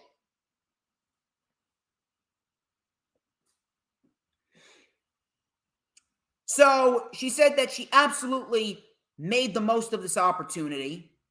The crowd chanted, "Shut the hell up," which I'm very happy that they did because I was completely disinterested in this entire segment. Sonya's a good promo, but she is terrible in this role. I still don't know why she's still an official. She talked about wanting to face Bianca and she wanted to win the title off of her. The crowd chanted, "What?" which I very much was pleased at because everything on Monday Night Raw deserves a what chant because the show sucks. Sonya got pissed. She said it's just business. Bianca then came out. Bianca wanted to hit her. She took the mic out of Sonya's hand and she challenged Sonya to a match tonight on Raw. Sonya obviously denied, and she said, "I'm going to beat you in your hometown of Knoxville, Tennessee next week." So she mocked Bianca Belair's 26-second loss. Bianca then pulled her up in a KOD position. She threatened to hit her with the KOD. Sonya wanted her to put her down, and then obviously at the end of it, Sonya was let down rather aggressively by Bianca Belair, and she walked off. I don't know why this is happening next week. I don't know why this is not being saved for the pay-per-view. It's always WWE. They always blow their load too quickly. They're like Veer Mahan. They come too quickly. I don't understand why this is happening next week when A, it should really happen at the pay-per-view. B, if it is happening next week and we do get some screwy finish, we don't need another match at the pay-per-view. And 3, I hope to fucking God this is not resulting in Bianca beating Sonya. And with the return of Becky next week, I hope to fucking Christ we do not see Becky come on in and get a rematch against Bianca Belair at WrestleMania Backlash. Holy shit, would that be terrible? No, thank you. Veer Mahan, he took on Jeff Brooks, absolutely just fucking destroyed him. He locked in the cervical clutch, and that was it. He looked fine. He looked good, but I don't really expect anything from Veer. Veer's great at what he does, but at the end of the day, everything that they have done and the history of WWE and introducing something new, introducing something innovative, something new, it always ends the same way. It always ends the same way. The same exact way, and that is they never build something up enough that's going to resonate with the audience, and they're not patient enough. They're just not. So at the end of the day, this is nothing more than just another failed WWE experiment. Veer Mahan is no better than Walter. Walter and Veer Mahan are one and the same. And at the end of it all, it is going to end the same way for Veer. It's going to end with Veer being taken off of television, Veer going on a losing streak, and Veer becoming a glorified enhancement talent before he's released. And it sucks. But I don't see anything in the future for Veer. And that's not on him. That's all on WWE Creative. Adam Pearce. Adam Pearce was in the back talking to Sonya Deville. Bianca Belair came into the scene and she paid her fine of $1. Bianca Belair paid her fine of $1, and Sonya Deville was told by Adam Pearce that the higher-ups are looking into Sonya Deville's misuse of conduct. So it looks like Sonya could very well be a full-time in-ring competitor. Good. That needs to happen. It needs to happen because Sonya Deville is a terrible authority figure. I don't understand why this was even a thing. This authority figure shit with Sonya Deville shouldn't have been a thing. It should have been Sonya always coming back as a full-time in-ring competitor. And they still even haven't given us a reason why Sonya Deville even came back. And it's been 2 years since she lost a loser leaves WWE match against Mandy Rose. I don't get it. Kevin Owens. Kevin Owens came out for the KO show with Ezekiel. So Chad Gable was out there to help with this lie detector test. And we had Chad Gable in these very, very nerdy looking glasses as if he was a fucking high school math teacher. Obviously, Chad Gable's great. Came out for this lie detector test with Ezekiel. He said he was determined to show everyone that Ezekiel is Elias. He introduced Chad Gable. And then Ezekiel came out. Ezekiel then took the microphone and he said, "Who wants to speak with Zeke?" And then Gable obviously told everyone to shoosh, please. So Gable got a little wound up about Gable Steveson and how he embarrassed Chad Gable at WrestleMania. He then asked if his name was Ezekiel. Ezekiel answered yes. Chad Gable said that he's telling the truth. He then asked if Elias was his older brother, and he said yes, it was true. Owens was then getting all out of sorts. He was getting frustrated. He's like, ask it better. Gable then told Owens that Ezekiel was telling the truth. And then Owens said, get out of here. I'm not even paying you. Owens then trashed Buffalo. Ezekiel then got up and he told Owens to shut up. I'm sick of being called a liar by you, especially when you're the biggest liar in WWE. And I'm excited for my first match in Buffalo. Owens then walked away, and we ended up getting Chad Gable versus Ezekiel. Now, obviously, it's all on Kevin Owens, and this storyline, for some odd reason, it's working. I don't know why, but it's working. But the thing that I am trying to figure out is what's going to happen after the storyline is inevitably over. Ezekiel, it's a very one-dimensional character.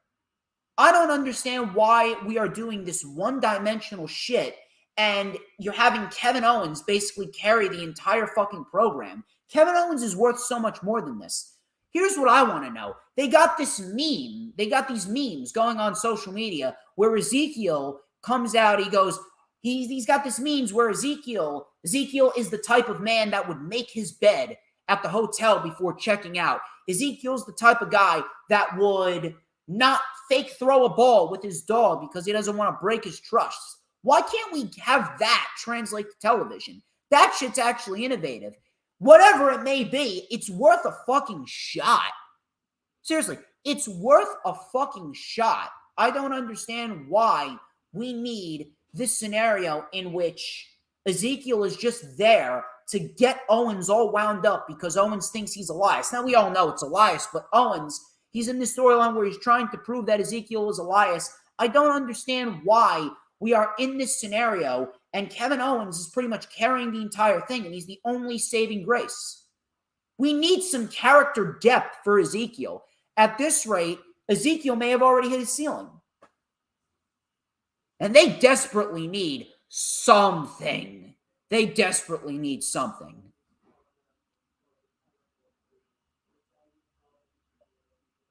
So Ezekiel took on Chad Gable. I'm not going to lie. Elias, Ezekiel, whatever the fuck you want to call him, he actually looks a lot better in the ring. So you know what? He's got something decent going on right there. That's fine. He looks okay in the ring. Cool. Cool. He looks okay in the ring. Now what are you going to do? Now you need to develop some actual character for him. What happens? Ezekiel won via DQ because Otis caused a DQ. So riveting. So riveting. Street Profits versus RK Bro. We've seen this match time and time again. And apparently the Street Profits, they took advantage because Montez Ford motioned for someone to hit the Usos music. The Usos music hit. Usos music hit. And like a fucking dumbass, Riddle looked up there and the Street Profits ended up winning. They pinned the Raw Tag Team Champions. Fucking stupid. Stupid. I don't understand. I really don't. No one feels special. All of these champions, minus Roman Reigns, feel like bums. And people wonder why no one's over in the way that they want them to be on WWE TV.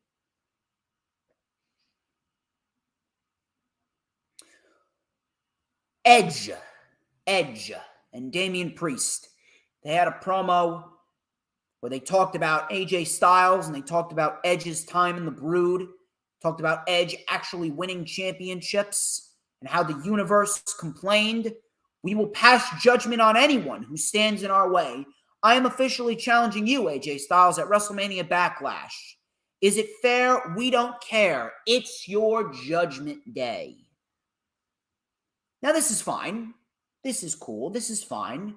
But at the end of the day, with all this new magic shit where we have a scenario where the lights go out and then the lights come back on and boom, they're standing there. It's as if it's a combination of the fucking Undertaker and the Fiend. Well, we don't need this shit. We do not need this magic shit. We don't. And people are actually retarded enough to compare this to the House of Black. How is this even remotely comparable to the House of Black? The House of Black, they are winning matches based off of their in-ring skill, not hokey, cheesy, voodoo, satanic ritual magic. We do not need that. This is the 21st century. We are in 2022. We should not have creepy, voodoo, satanic, demonic, Satan, satanic, magical characters on our television. It is cheesy. Stupid. If they keep up this magic shit, they may have already just killed Edge's faction.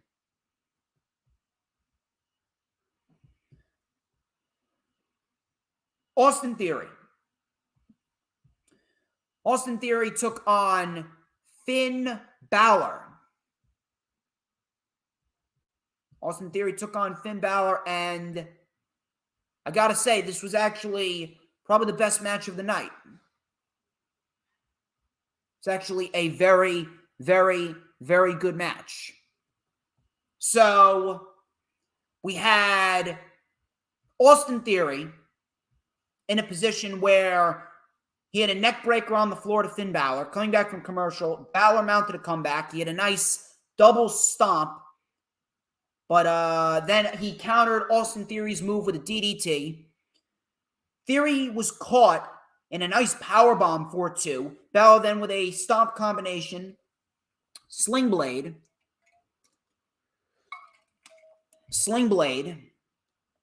And then a shotgun dropkick. He went up to the top. He went for the coup de grace, but Theory stopped him. He had a nice springboard Spanish fly. Balor kicked out. Balor then caught Theory with the Eye of the Hurricane and a big tope con hero. Back in the ring, we had a coup de grace attempt that missed. Theory hit A-Town down, and Theory wins the United States title. Afterwards, a bunch of heels came out to celebrate with Theory, and then Vince McMahon came out to celebrate as well, and he took a selfie with Austin Theory. But apparently, now he's just going by theory. What kind of theory? A social theory? A behaviorist theory? Really? Well, what about a kinetic theory? What about the Big Bang theory? Well, what kind of fucking theory is wrestling on Monday Night Raw? His name is Austin Theory. Stupid. Listen, this was a very good match, and I'm happy about Theory, but this is, again, a scenario in which WWE blows their load too quickly. This should have been the SummerSlam match. Now, what are you going to do for SummerSlam? The biggest match you could do for the U.S. title at SummerSlam is Theory versus Ciampa. Now, I'm not sure if they're actually going to go that route, but again, this match was done 3 months too early. And on top of that, Finn Balor, we all know he did nothing with that title. It was a miserable reign. He lost it in his first fucking defense. Finn Balor has been treated like a piece of shit. I don't know exactly what is going to go into the future. What exactly we are looking at in the future for Finn Balor, but at this rate, I wouldn't be shocked if he's cut. I wouldn't be shocked if he's released. Seriously. Here's what I'm pissed about right here. If Balor was going to have as shit of a reign as he had, and Balor was nothing more than a transitional champion, why exactly did Damian Priest need to lose the United States Championship to Finn Balor? Why did that need to happen? I don't understand. Why did that need to happen?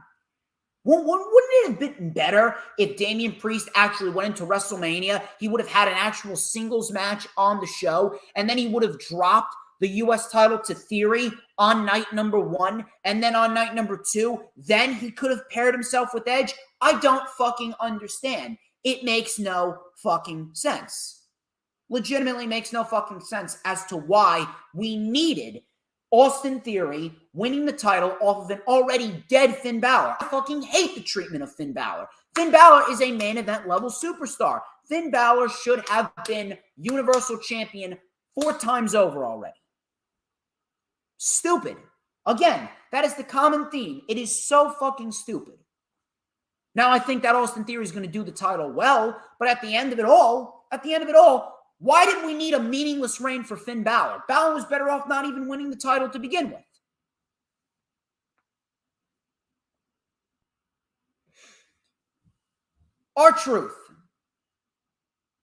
R-Truth moderated the double wedding with Reggie and Dana, Tamina and Tozawa as well.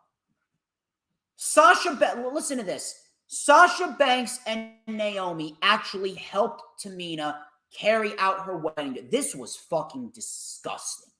I cannot fucking stand when talent like this, like Sasha and Naomi, are relegated to this shit when they should be in the position in which Ronda and Charlotte are in. Absolutely fucking pathetic. Pathetic. Right down to the very last letter. This was horrendous. Crowd was actually chanting what? Crowd was actually trying to hijack this segment, which I'm very happy about because this segment was complete dog shit. They actually switched places a bunch of times. They actually teased Dana Brooke and Tamina getting married. I would have actually loved to see that. So, R-Truth ended up marrying these two couples, and then all of a sudden we had Reggie pinning Dana to win the 24/7 title. Tamina then won the title off of Reggie. Tozawa then went up Tamina's dress and pinned her for the win. Dana then with a diving crossbody off of the top rope onto Tozawa, and she won the 24/7 title and then jumped on Truth's back as Truth ran off with Reggie's newlywed bride. I swear to God, this was fucking embarrassing. I've really just lost the energy. I've legitimately lost the energy to rant and rave about this shit because it's just the same shit over and over again. Reggie, Tamina, R-Truth, Tozawa. It's the same shit over and over again to a point where I just want to fucking drive my head through a brick wall. It's the same shit over and over again. Same shit. End this fucking misery. Just end it. End this fucking misery. Next week, we actually have Omos and Bobby Lashley in an arm wrestling match. Fantastic, said nobody ever.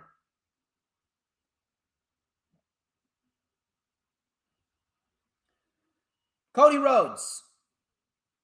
Cody Rhodes came out to see who Rollins was going to pick as his opponent.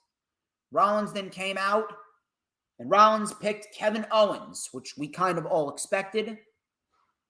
I'm not all too happy that we did get the Kevin Owens-Cody Rhodes match. It was a good match, but at the end of the day, it was just very, very, very predictable. The match itself was good. Owens took over. Owens then with a fallaway slam on Cody into the barricade. Cody then mounted a comeback with a senton onto the back by Owens. Cody then came back with a stalling gourd buster on Owens. Owens came back with a DDT on Cody, spiking him on his head for a 2. We had a senton, but Cody got the knees up. Cody then took Owens over the table as Rollins came out again, and we go to a second commercial break. Owens then came back with a big frog splash for a 2. Swanton bomb. Cody then kicked out again. A super kick by Cody. Super kick by Owens. Big lariat by Cody, turning Owens inside out. Cody then caught an avalanche fisherman buster. Cody then got his foot on the rope.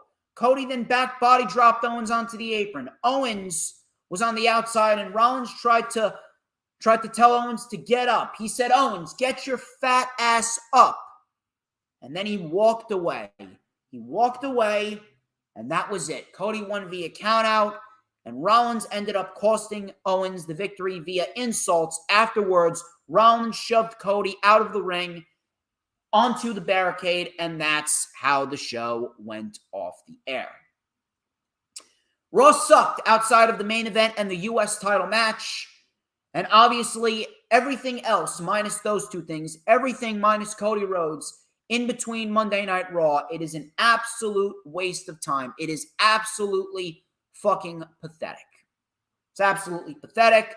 I don't care. I don't understand why anyone would care, because Monday Night Raw and WWE television is horrendous, right down to the very last letter. I'll tell you what was great, actually. AEW Dynamite. That was great. That was phenomenal. And I was very, very pleased with what we got on AEW Dynamite, and we're going to dissect everything that went down on AEW Dynamite. But first things first, I'm going to need everyone to do me a favor. If you guys haven't already done so, please make sure you hit that like button when you come on in. Please make sure you share out the stream on all platforms of social media. Please make sure that you tell everyone that DJ Storms, the greatest man to ever live, is live on YouTube.com. We have a lot more to dissect, and we're going to talk about the best show throughout your week in wrestling, which was AEW Dynamite. We got a great show. Very, very few things to complain about. Almost virtually nothing to complain about. An excellent show. CM Punk versus Dustin Rhodes. They kicked off the show. Dustin's knee. That was the story of this match. And CM Punk worked on Dustin's knee. Punk then locked in a figure four. They started slapping each other while they were in the figure four. Nice spot right there. Punk was then on the receiving end of a reversal. So Dustin reversed the figure four. Dustin then, with a crossroads and a pile driver, that got a 2 count. Punk with a roundhouse kick. He went for the GTS, but he couldn't get it because Punk's knee was also worked on by Dustin Rhodes throughout the match. Punk ended up winning with a very nice roll-up, and that was it. A very nice story-driven match. Really good stuff right here by both Dustin and Punk. This was the first time ever that these two ever met one-on-one, and they delivered. Punk then walked up the ramp and was greeted by Adam Page, and they stood face-to-face as Punk walked away. Awesome. And we got ourselves our main event for Double or Nothing, and it's going to be great. Now, I would hold off on it until Chicago and All Out, but apparently, hey, if we're going to get it now, I mean, I can't really complain about it. It's going to be a great match. So after that, we had the Blackpool Combat Club. They took on Dante Martin, Brock Anderson, and Lee Moriarty. The fight began immediately. Blackpool Combat Club was in full control. We had a tag to Moriarty. Moriarty actually had some nice offense in this match. He had a springboard forearm, some stiff strikes with Lee and Bryan. We had a back suplex for a 2. Regalplex by Bryan. We had a tag to Dante. Big springboard plancha onto Moxley. We had a moonsault by Dante Martin, but Moxley caught him in a rear naked choke. Lee Moriarty and Brock Anderson were actually caught, and the Blackpool Combat Club hit these triple strikes. We had the elbows to the knees. We had the stomps to the head. Really nice stuff right there.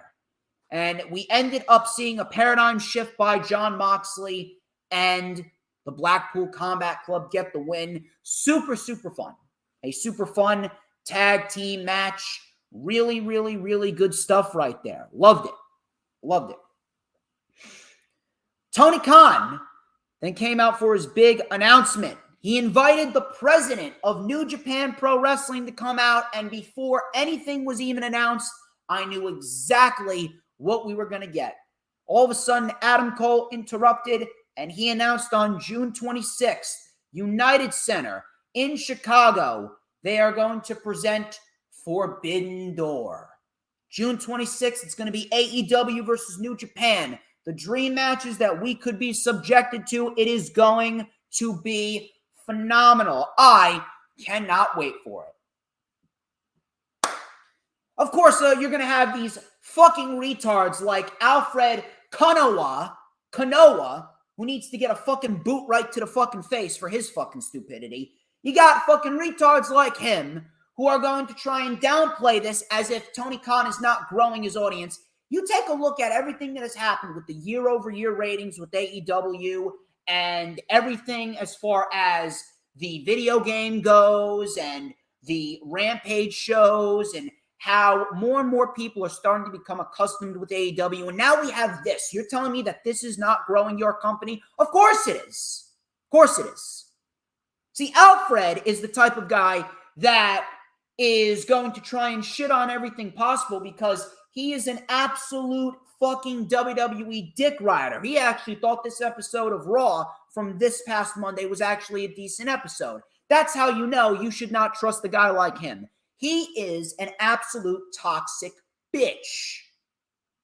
Let me tell you something about Alfred. If I was doing this shit full time, I don't do this shit full time. This shit's just a hobby for me, and I have a real life job outside of this. But if I was doing this full time, Alfred Konowa, or whatever the fuck his fucking name is, he would be the guy behind the camera recording me. He would be the guy editing my videos to post on YouTube. You can send that to him.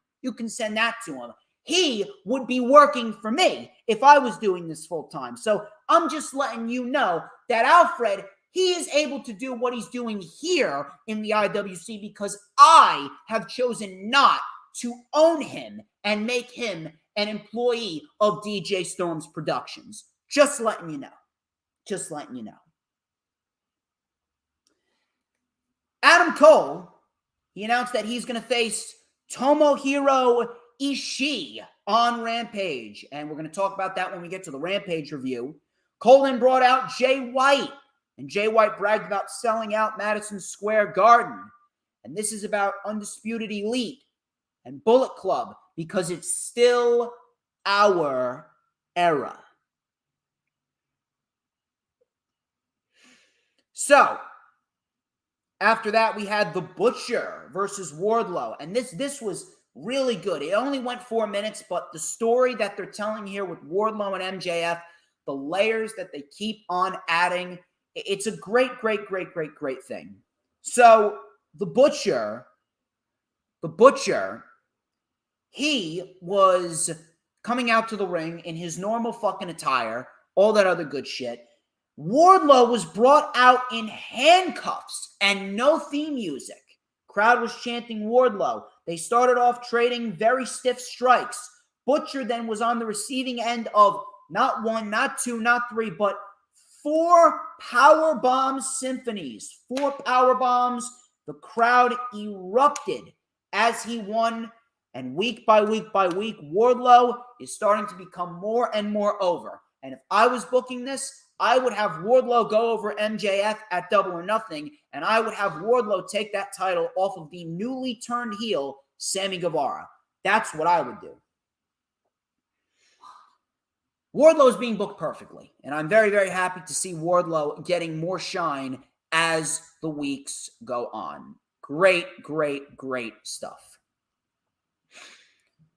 Jungle Boy, he took on Kyle O'Reilly in an Owen Hart Cup tournament qualifying match. This was a great wrestling match, and I really love that they have been treating the Owen Hart Cup tournament with as much prestige as anything else that we've seen. Really good stuff right here. So Kyle tried to wear down Jungle Boy, but Jungle Boy came back with some stiff strikes, a big suicide dive, and a comebacker lariat.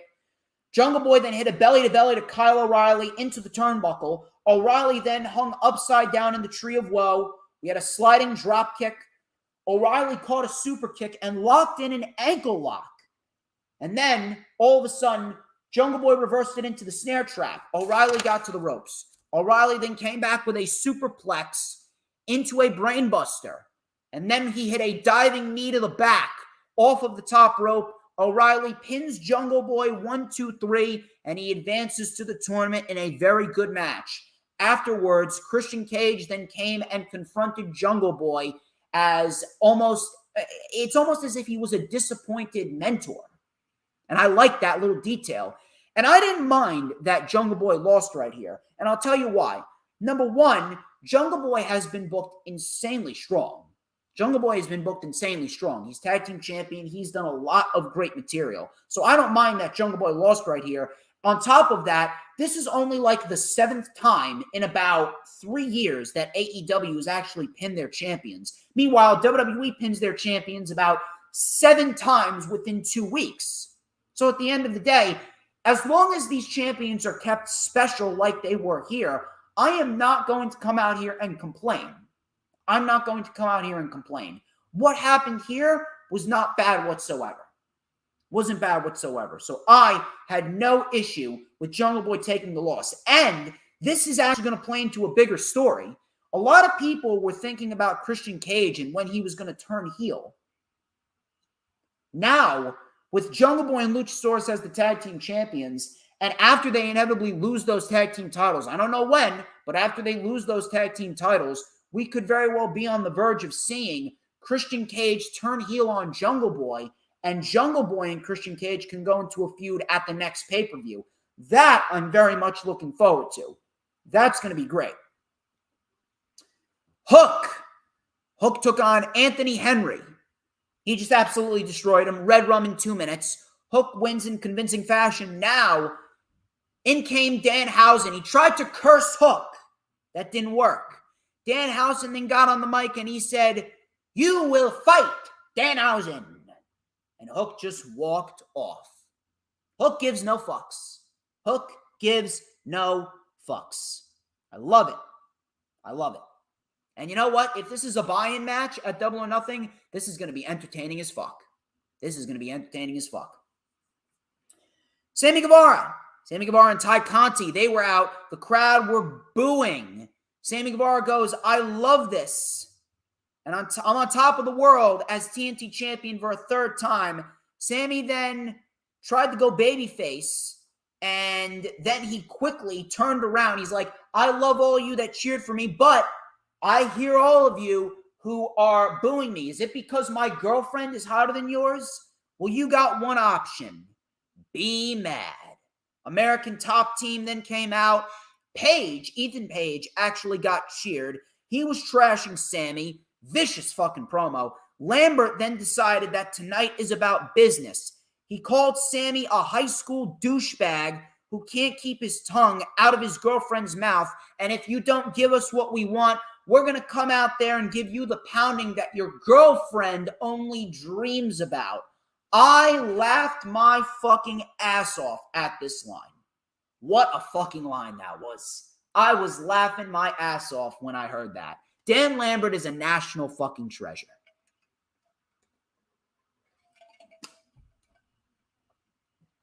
So Sammy said, "We agree, but on one condition. You give us the mixed tag team match that we want." And Dan Lambert says, "Done." That was it. Britt Baker, she took on Danielle Camella. Very, very, very quick and simple. Britt wins with the lockjaw. She advances to the Owen Hart Cup tournament, which should be a very good match against whoever she goes up against. I actually hope it's Ruby Soho. So, Britt Baker, she advanced to the tournament, and then she cut a promo trashing a few people here and there. I'm not sure what it means, but I'm assuming that we could be on the verge of someone new joining AEW. And if that's the case, I can see Ember Moon coming on in and joining AEW. It's going to be a great thing to see if that is the case. So next week, we got a big week. We got Lance Archer versus Wardlow. We got a new qualifying match for the Owen Hart Cup tournament. It is indeed going to be Dax Harwood versus Cash Wheeler. Now, there is someone in the IWC who also lives in New Jersey. I've never personally had a conversation with her, but this chick, her name's Jackie Rodriguez. She is an FTR mark, right down to the very last letter. I'm pretty sure her head is going to explode. She doesn't know who to choose. Jackie Rodriguez, who's it going to be? Is it going to be Dax or is it going to be Cash? Can't have both. She's going to have a very hard time choosing. It's like Lisa choosing over MJF and Wardlow. We also got Hikaru Shida versus Serena Deeb, Philly Street Fight. We have a 10-man tag. It's the Undisputed Elite taking on Brock Anderson, Lee Johnson, the Varsity Blondes, and Dante Martin. And Sammy Guevara and Scorpio Sky. Ladder match for the TNT Championship next week. Should be awesome. Main event was Andrade El Idolo versus Darby Allin in a coffin match. It's a very fun match right here. And Darby Allin, he remains undefeated in coffin matches. So Darby was swarmed by the AFO. All of a sudden, the fight spilled into the crowd, and Sting was in the crowd wearing a Sting mask. Only Sting could pull it off. Only Sting could pull it off. So Sting, like a fucking maniac, he jumps off another fucking balcony in the crowd onto the AFO like a fucking maniac. He still thinks he's fucking 30. It's ridiculous. So back in the ring, Andrade then got a chair tossed at him. We then had a nice German suplex by Andrade onto the floor. The coffin lid on the inside was covered in thumbtacks. All of a sudden, we had a suplex on the ramp by Andrade. Darby then got suplexed onto this steel grate on the stage. That could not have felt good for Darby. I would not want to be in Darby's position. I am not envious of Darby at all. So Andrade took the lid off the coffin. Darby then countered with a springboard stunner, and then he hit a tope suicida through the ropes. Both men fall in the coffin. Jose, the assistant, then came out. He tried to save Andrade. Darby then dropped him on the lid full of thumbtacks and then closed the lid to win the coffin match. And he beat Andrade. Their first match was better, but this was still a very fun match at the end of the day. Now, I realize what a lot of people are saying about Andrade. I understand that he does belong in a higher position on the card. I'm not really all that concerned. I know that Andrade will be in a better position in due time. The problem here is the fact that Andrade is just in a position of wrong place and wrong time. That's it. I do believe that he should be in the Owen Hart Cup tournament. I would love to see Andrade in the Owen Hart Cup tournament, and I would actually love to see him win the tournament. So I would definitely put Andrade in there if we are going that route. Darby Allin, I would actually love to see Malachi Black mix it up with Darby Allin. Malachi Black and the House of Black, if they are targeting Darby Allin, give me Malachi versus Darby. Give me Malachi versus Darby. That would be great. That's definitely a double or nothing match if I've ever seen it. That was AEW Dynamite. Really, really, really good stuff right there all around the show. And AEW, man, they're doing some awesome, awesome material. If you're hating on AEW, there is something mentally wrong with you. There is no possible way that you can hate on AEW with how great they are doing right now. I'll tell you what is not great. SmackDown was not great. SmackDown was terrible.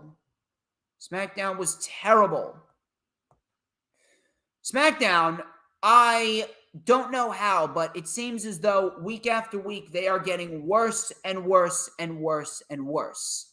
It is quite frankly, very, very hard for me to sit here and watch the show week in and week out. I just want to just go to sleep. I want to take a nap until Rampage comes on. So Adam Pearce, he came out and he moderated the SmackDown Women's title contract signing with Charlotte Flair and Ronda Rousey. You guys already know what we say here on the channel. It's fuck Charlotte Flair all fucking day. We have Nick Gage saying it's MDK all fucking day. No. It's FCF all fucking day. Fuck Charlotte Flair all fucking day because she is an entitled cunt. So he brought out Gulak with the contract. Gulak obviously prepared a PowerPoint presentation. Charlotte told him to shut up. Charlotte bragged about beating Ronda at WrestleMania. Crowd chanted, "You tapped out." Charlotte promised to make Ronda say, "I quit." Ronda, with the most tame of tame promos, she promised that she's going to make Charlotte say, "I quit." Charlotte then flipped the table, and she got a kendo stick from underneath the table. Ronda then got it, Gulak tried to take it away from Ronda. Ronda then slammed Gulak and locked in an armbar as she signed the contract as Gulak was screaming in agony. I don't know who the fuck Gulak pissed off, but holy shit, this is fucking embarrassing. I legitimately, I almost want to feel sorry for Gulak, but at the same point in time, I don't. At the same point in time, I don't feel sorry for Gulak. And you know why? It's because of the fact that he knew what he was getting himself into. He was a free agent, and his contract expired, and they elected to offer him a new contract, and he elected to resign. I don't feel sorry for Gulak at all. He knew what he was getting himself into. He knew. I don't know who Gulak pissed off, but holy shit, this is fucking embarrassing. And I mean embarrassing. This shit needs to end sooner rather than later. Gulak should be fighting Ricochet for the Intercontinental Championship. I'll tell you what else is embarrassing. Pete Dunne, he lost to Xavier Woods again via a small package. And then he walked into the crowd and stormed off in a fit of rage. I guarantee you right now, Pete Dunne is going to be released before the summer. Guarantee you. I guarantee you. We're going to see Pete Dunne in AEW on Ring of Honor television sooner rather than later. What a fucking embarrassment. What a waste of a great talent. Gunther took on Teddy Goods.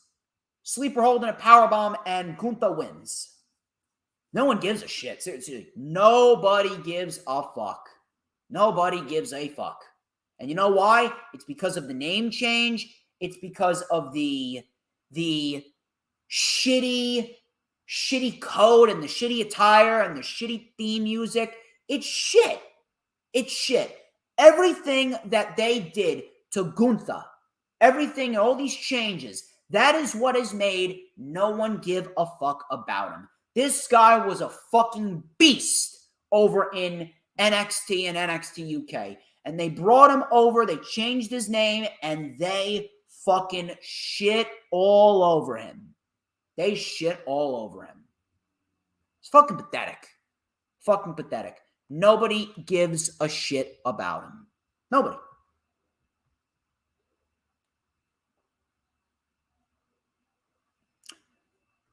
Xia Li, she cut a promo saying that I was the protector, but there is no one worthy of my protection, so now I protect myself. Listen, Xia, nothing's going to protect you from the budget cut that is coming your way at the hands of Bruce Pritchard and John Laurinaitis. Nothing. Matt Riddle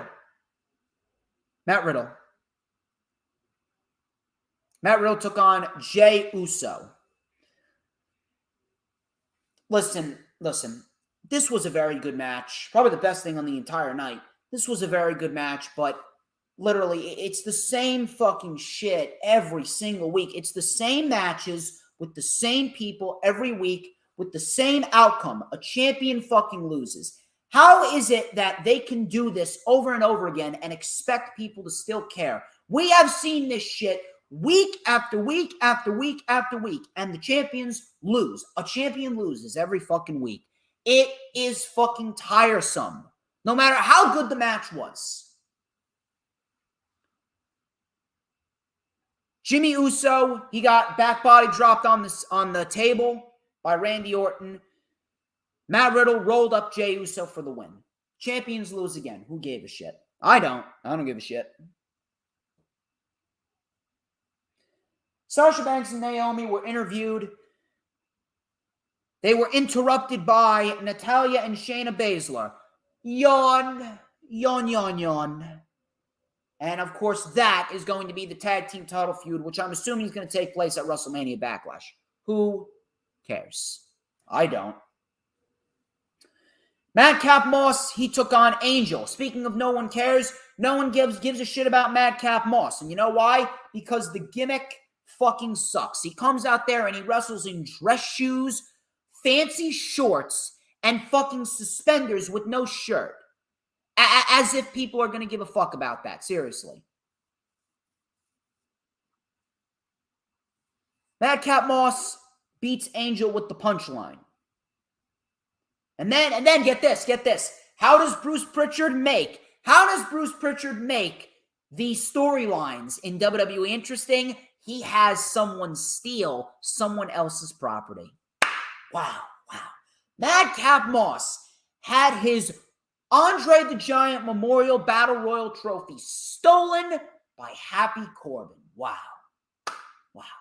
Isn't that great? Lacey Evans with more of the sob story packages. I'm telling you right now, it's not going to work. It's not going to work at all. It is not going to work for Lacey Evans. This shit is not going to get over. It's not. Unless she actually knows how to fucking wrestle, she ain't going anywhere. Next week, we got Ronda and Charlotte in Beat the Clock challenges. Hey, great. And then we also got Shanky versus Ricochet in an Intercontinental title match next week. Isn't that great? Drew McIntyre versus Sami Zayn. This was the main event in a lumberjack match. What do you think happened? It's the same shit every single time with lumberjack matches. They're a big, chaotic mess. Drew dove over the top onto the lumberjacks. Sammy ran away. He ran up into the crowd. And then Pierce came out and made a steel cage match next week with Drew and Sami Zayn. Mahal and Shanky attacked Drew, and Drew dropped them both. And he sent Jinder Mahal packing with a Claymore kick. What did you think was going to happen? Same shit every single week. SmackDown sucks. WWE sucks. They suck. Everything that WWE does sucks. Minus Cody Rhodes. I'll tell you what didn't suck. Rampage didn't suck. Rampage did not suck. Rampage had a lot of great things on it. We had a lot of teases as to what is to come in the future. We had a very good opening match here on Rampage with Adam Cole and Tomohiro Ishii. Owen Hart Cup tournament qualifying match. Cole remained in control of Ishii. Ishii then was absorbing the blows from Cole. Ishii didn't give a fuck. Ishii then came in with a nice power slam, a nice back body drop for a 2. We had an Ushi-Garoshi by Cole. Coming back from commercial. Ishii with a very nice superplex for a 2. And then a sliding lariat.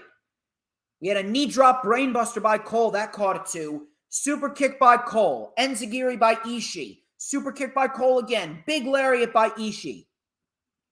Jay White then came out and he took over control. And Jay White tossed Rocky Romero onto the outside. I'm assuming we're going to get Rocky Romero versus Jay White at some point, which I have no problem with. The ref was distracted, and Adam Cole hit a low blow, and he hit the boom. He hit the boom on Tomohiro Ishii, and Adam Cole advances to the Owen Hart Cup tournament in a very, very, very good match. Really, really loving what we're seeing here from Adam Cole and everything that's going on in the Owen Hart Cup tournament. Lots of great material to enjoy, and I cannot wait to see what we are going to be into when we get this inevitable Owen Hart Cup tournament. And the field's only half full. Can you imagine if they add Keith Lee, if they add Swerve, if they add Andrade? Can you imagine if Cesaro fucking comes in? Holy shit, that's going to be big. Danhausen, very nice, very evil. He's slowly growing on me. I still don't get it, but he's slowly growing on me. Danhausen. So Danhausen, he was stomping on Hook's chips. Hook then pinned him against the wall. And he goes, "You want my attention? You got it now." And everyone on social media was sent into a fucking frenzy. Everyone got sent into a frenzy because Hook finally said his first words. Hey, you know what? It's entertaining. And I love what they're doing with Hook. It's a slow but sure build-up with Hook. And I actually can't wait to see what they do with Hook going into Double or Nothing. I actually do believe that we are going to see Hook versus Danhausen on the buy-in. It's going to be great. It's going to be great. Lance Archer, he took on Serpentico. He just absolutely destroyed Serpentico, and it was hilarious to watch. It was hilarious to watch. Lance Archer absolutely fucking beat the shit out of Serpentico. He hit a blackout in 30 seconds to win. He then did his own version of the Powerbomb Symphony, and he did a choke slam symphony. And he was going to go for a fourth choke slam. He's like, nah, fuck you. Fuck you. Fuck you. If you want the choke slam, you're going to have to watch me beat the shit out of Wardlow next week on Dynamite.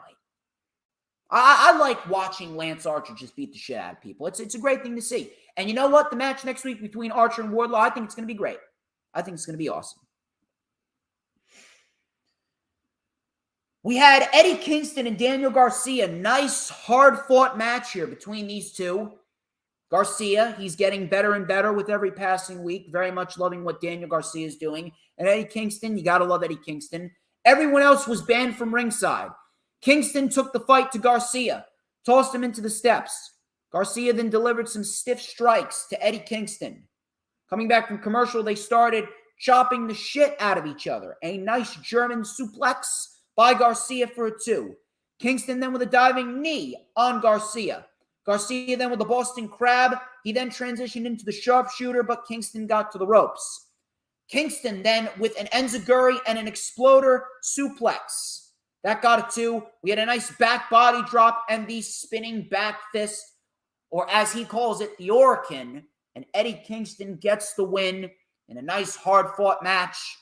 He then tried he was going to whip him. He was going to whip him, but he then said, this is a message. Send it to your boss. So obviously sending it to Jericho. I assume that we're going to get a blood and guts match. I would actually like to see at Double or Nothing if we can get Kingston recruiting Hernandez and Homicide. That shit's going to be great. And we got ourselves a blood and guts match. That's what I'm looking forward to. Keith Lee and Swerve Strickland, they were interviewed. Lee wanted to annihilate Team Taz. Swerve then promised to pay back Team Taz in blood because this war is far from over. And you know what? I'm actually looking forward to the rematch. I actually hope that we actually get some type of no DQ match between these four men. I think it's going to be great.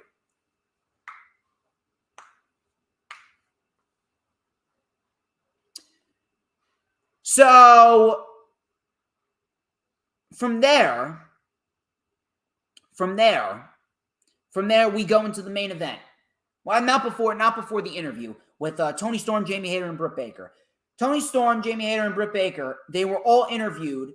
Tony Storm told Britt Baker, I'll see you later if you make it that far.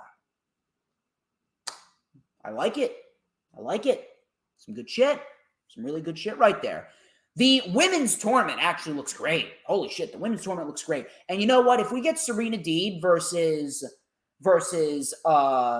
Thunder Rosa at Double or Nothing, that's actually even better. So we got a great women's title match, and then we got a great women's tournament. It's gonna be some good material. I like it. I really like it. Jade Cargill versus Marina Shafir. This was for the TBS Championship. I got to give my props to Jade.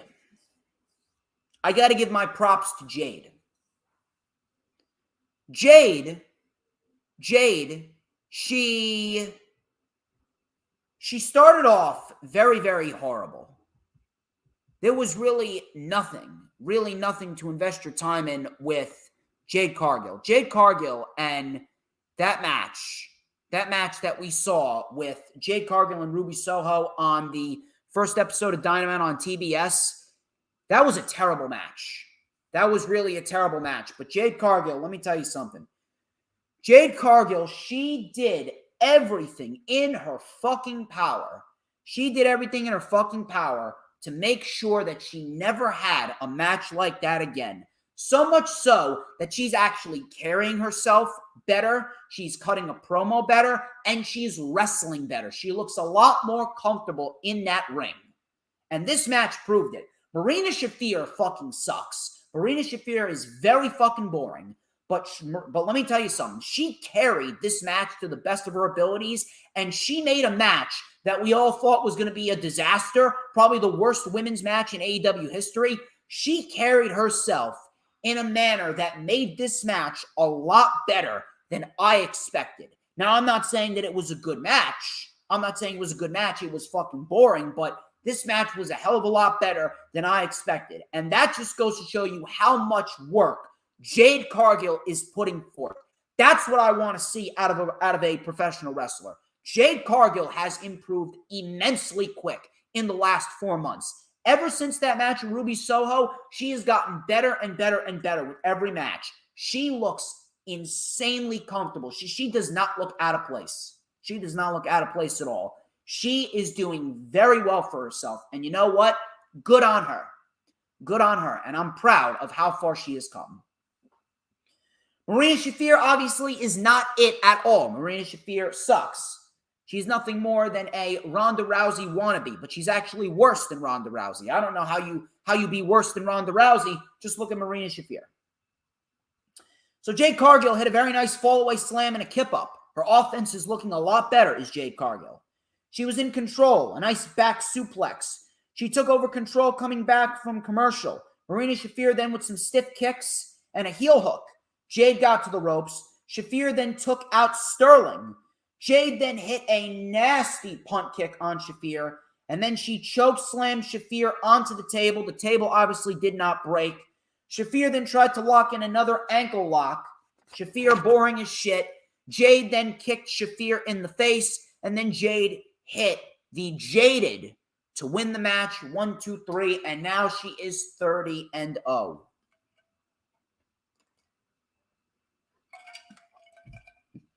Let's get Jade in there with Chris Statlander. Give me Jade versus Statlander at Double or Nothing for the TBS Championship, and after that match is done and over with, then give me Jade versus Toni Storm, who should win the Owen Hart Cup tournament, and Toni Storm is the one to take that title off of Jade Cargill.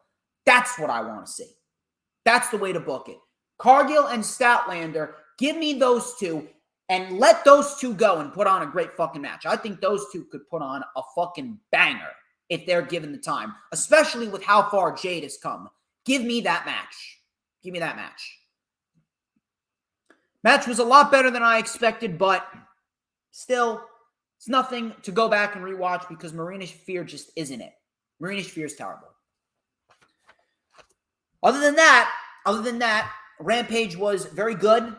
It's a nice solid 1 hour of wrestling, and I'm loving what AEW is doing. They just got to stay the course. Just got to stay the course. But ladies and gentlemen, that wraps up this edition of the Lightning Flash Update. I would like to thank each and every single one of you for tuning in to the show. May 8th, 2022 at 2 p.m. Eastern Time, me and Adam Carl will be dissecting and previewing and predicting WrestleMania Backlash. Can't wait to have him on the show. I greatly appreciate all of your support. You guys are the reason why I continue to do this. I love doing this. Please make sure, if you haven't already done so, like, comment, subscribe, check out all of those links in the description. And next Thursday, after 7 o'clock, I would like to believe 7:30, 8 o'clock. Around 7:30, 8 o'clock, me and Christina Diva will be venturing back onto Earl Cole's channel, and we will be dissecting the April 27th edition of AEW Dynamite. It is going to be a great fucking time. Cannot wait to see Christina Diva and Earl Cole once again. You guys are awesome. Thank you, Hoolgrim, Didi, Adam Carl, Lisa, Peanuts. Thank you, everyone. I'm DJ Storms, and this has been the Lightning Flash Update, the greatest fucking show on earth. And remember, ladies and gentlemen, who runs the IWC? Who but DJ motherfucking Storms. I will catch you guys next week.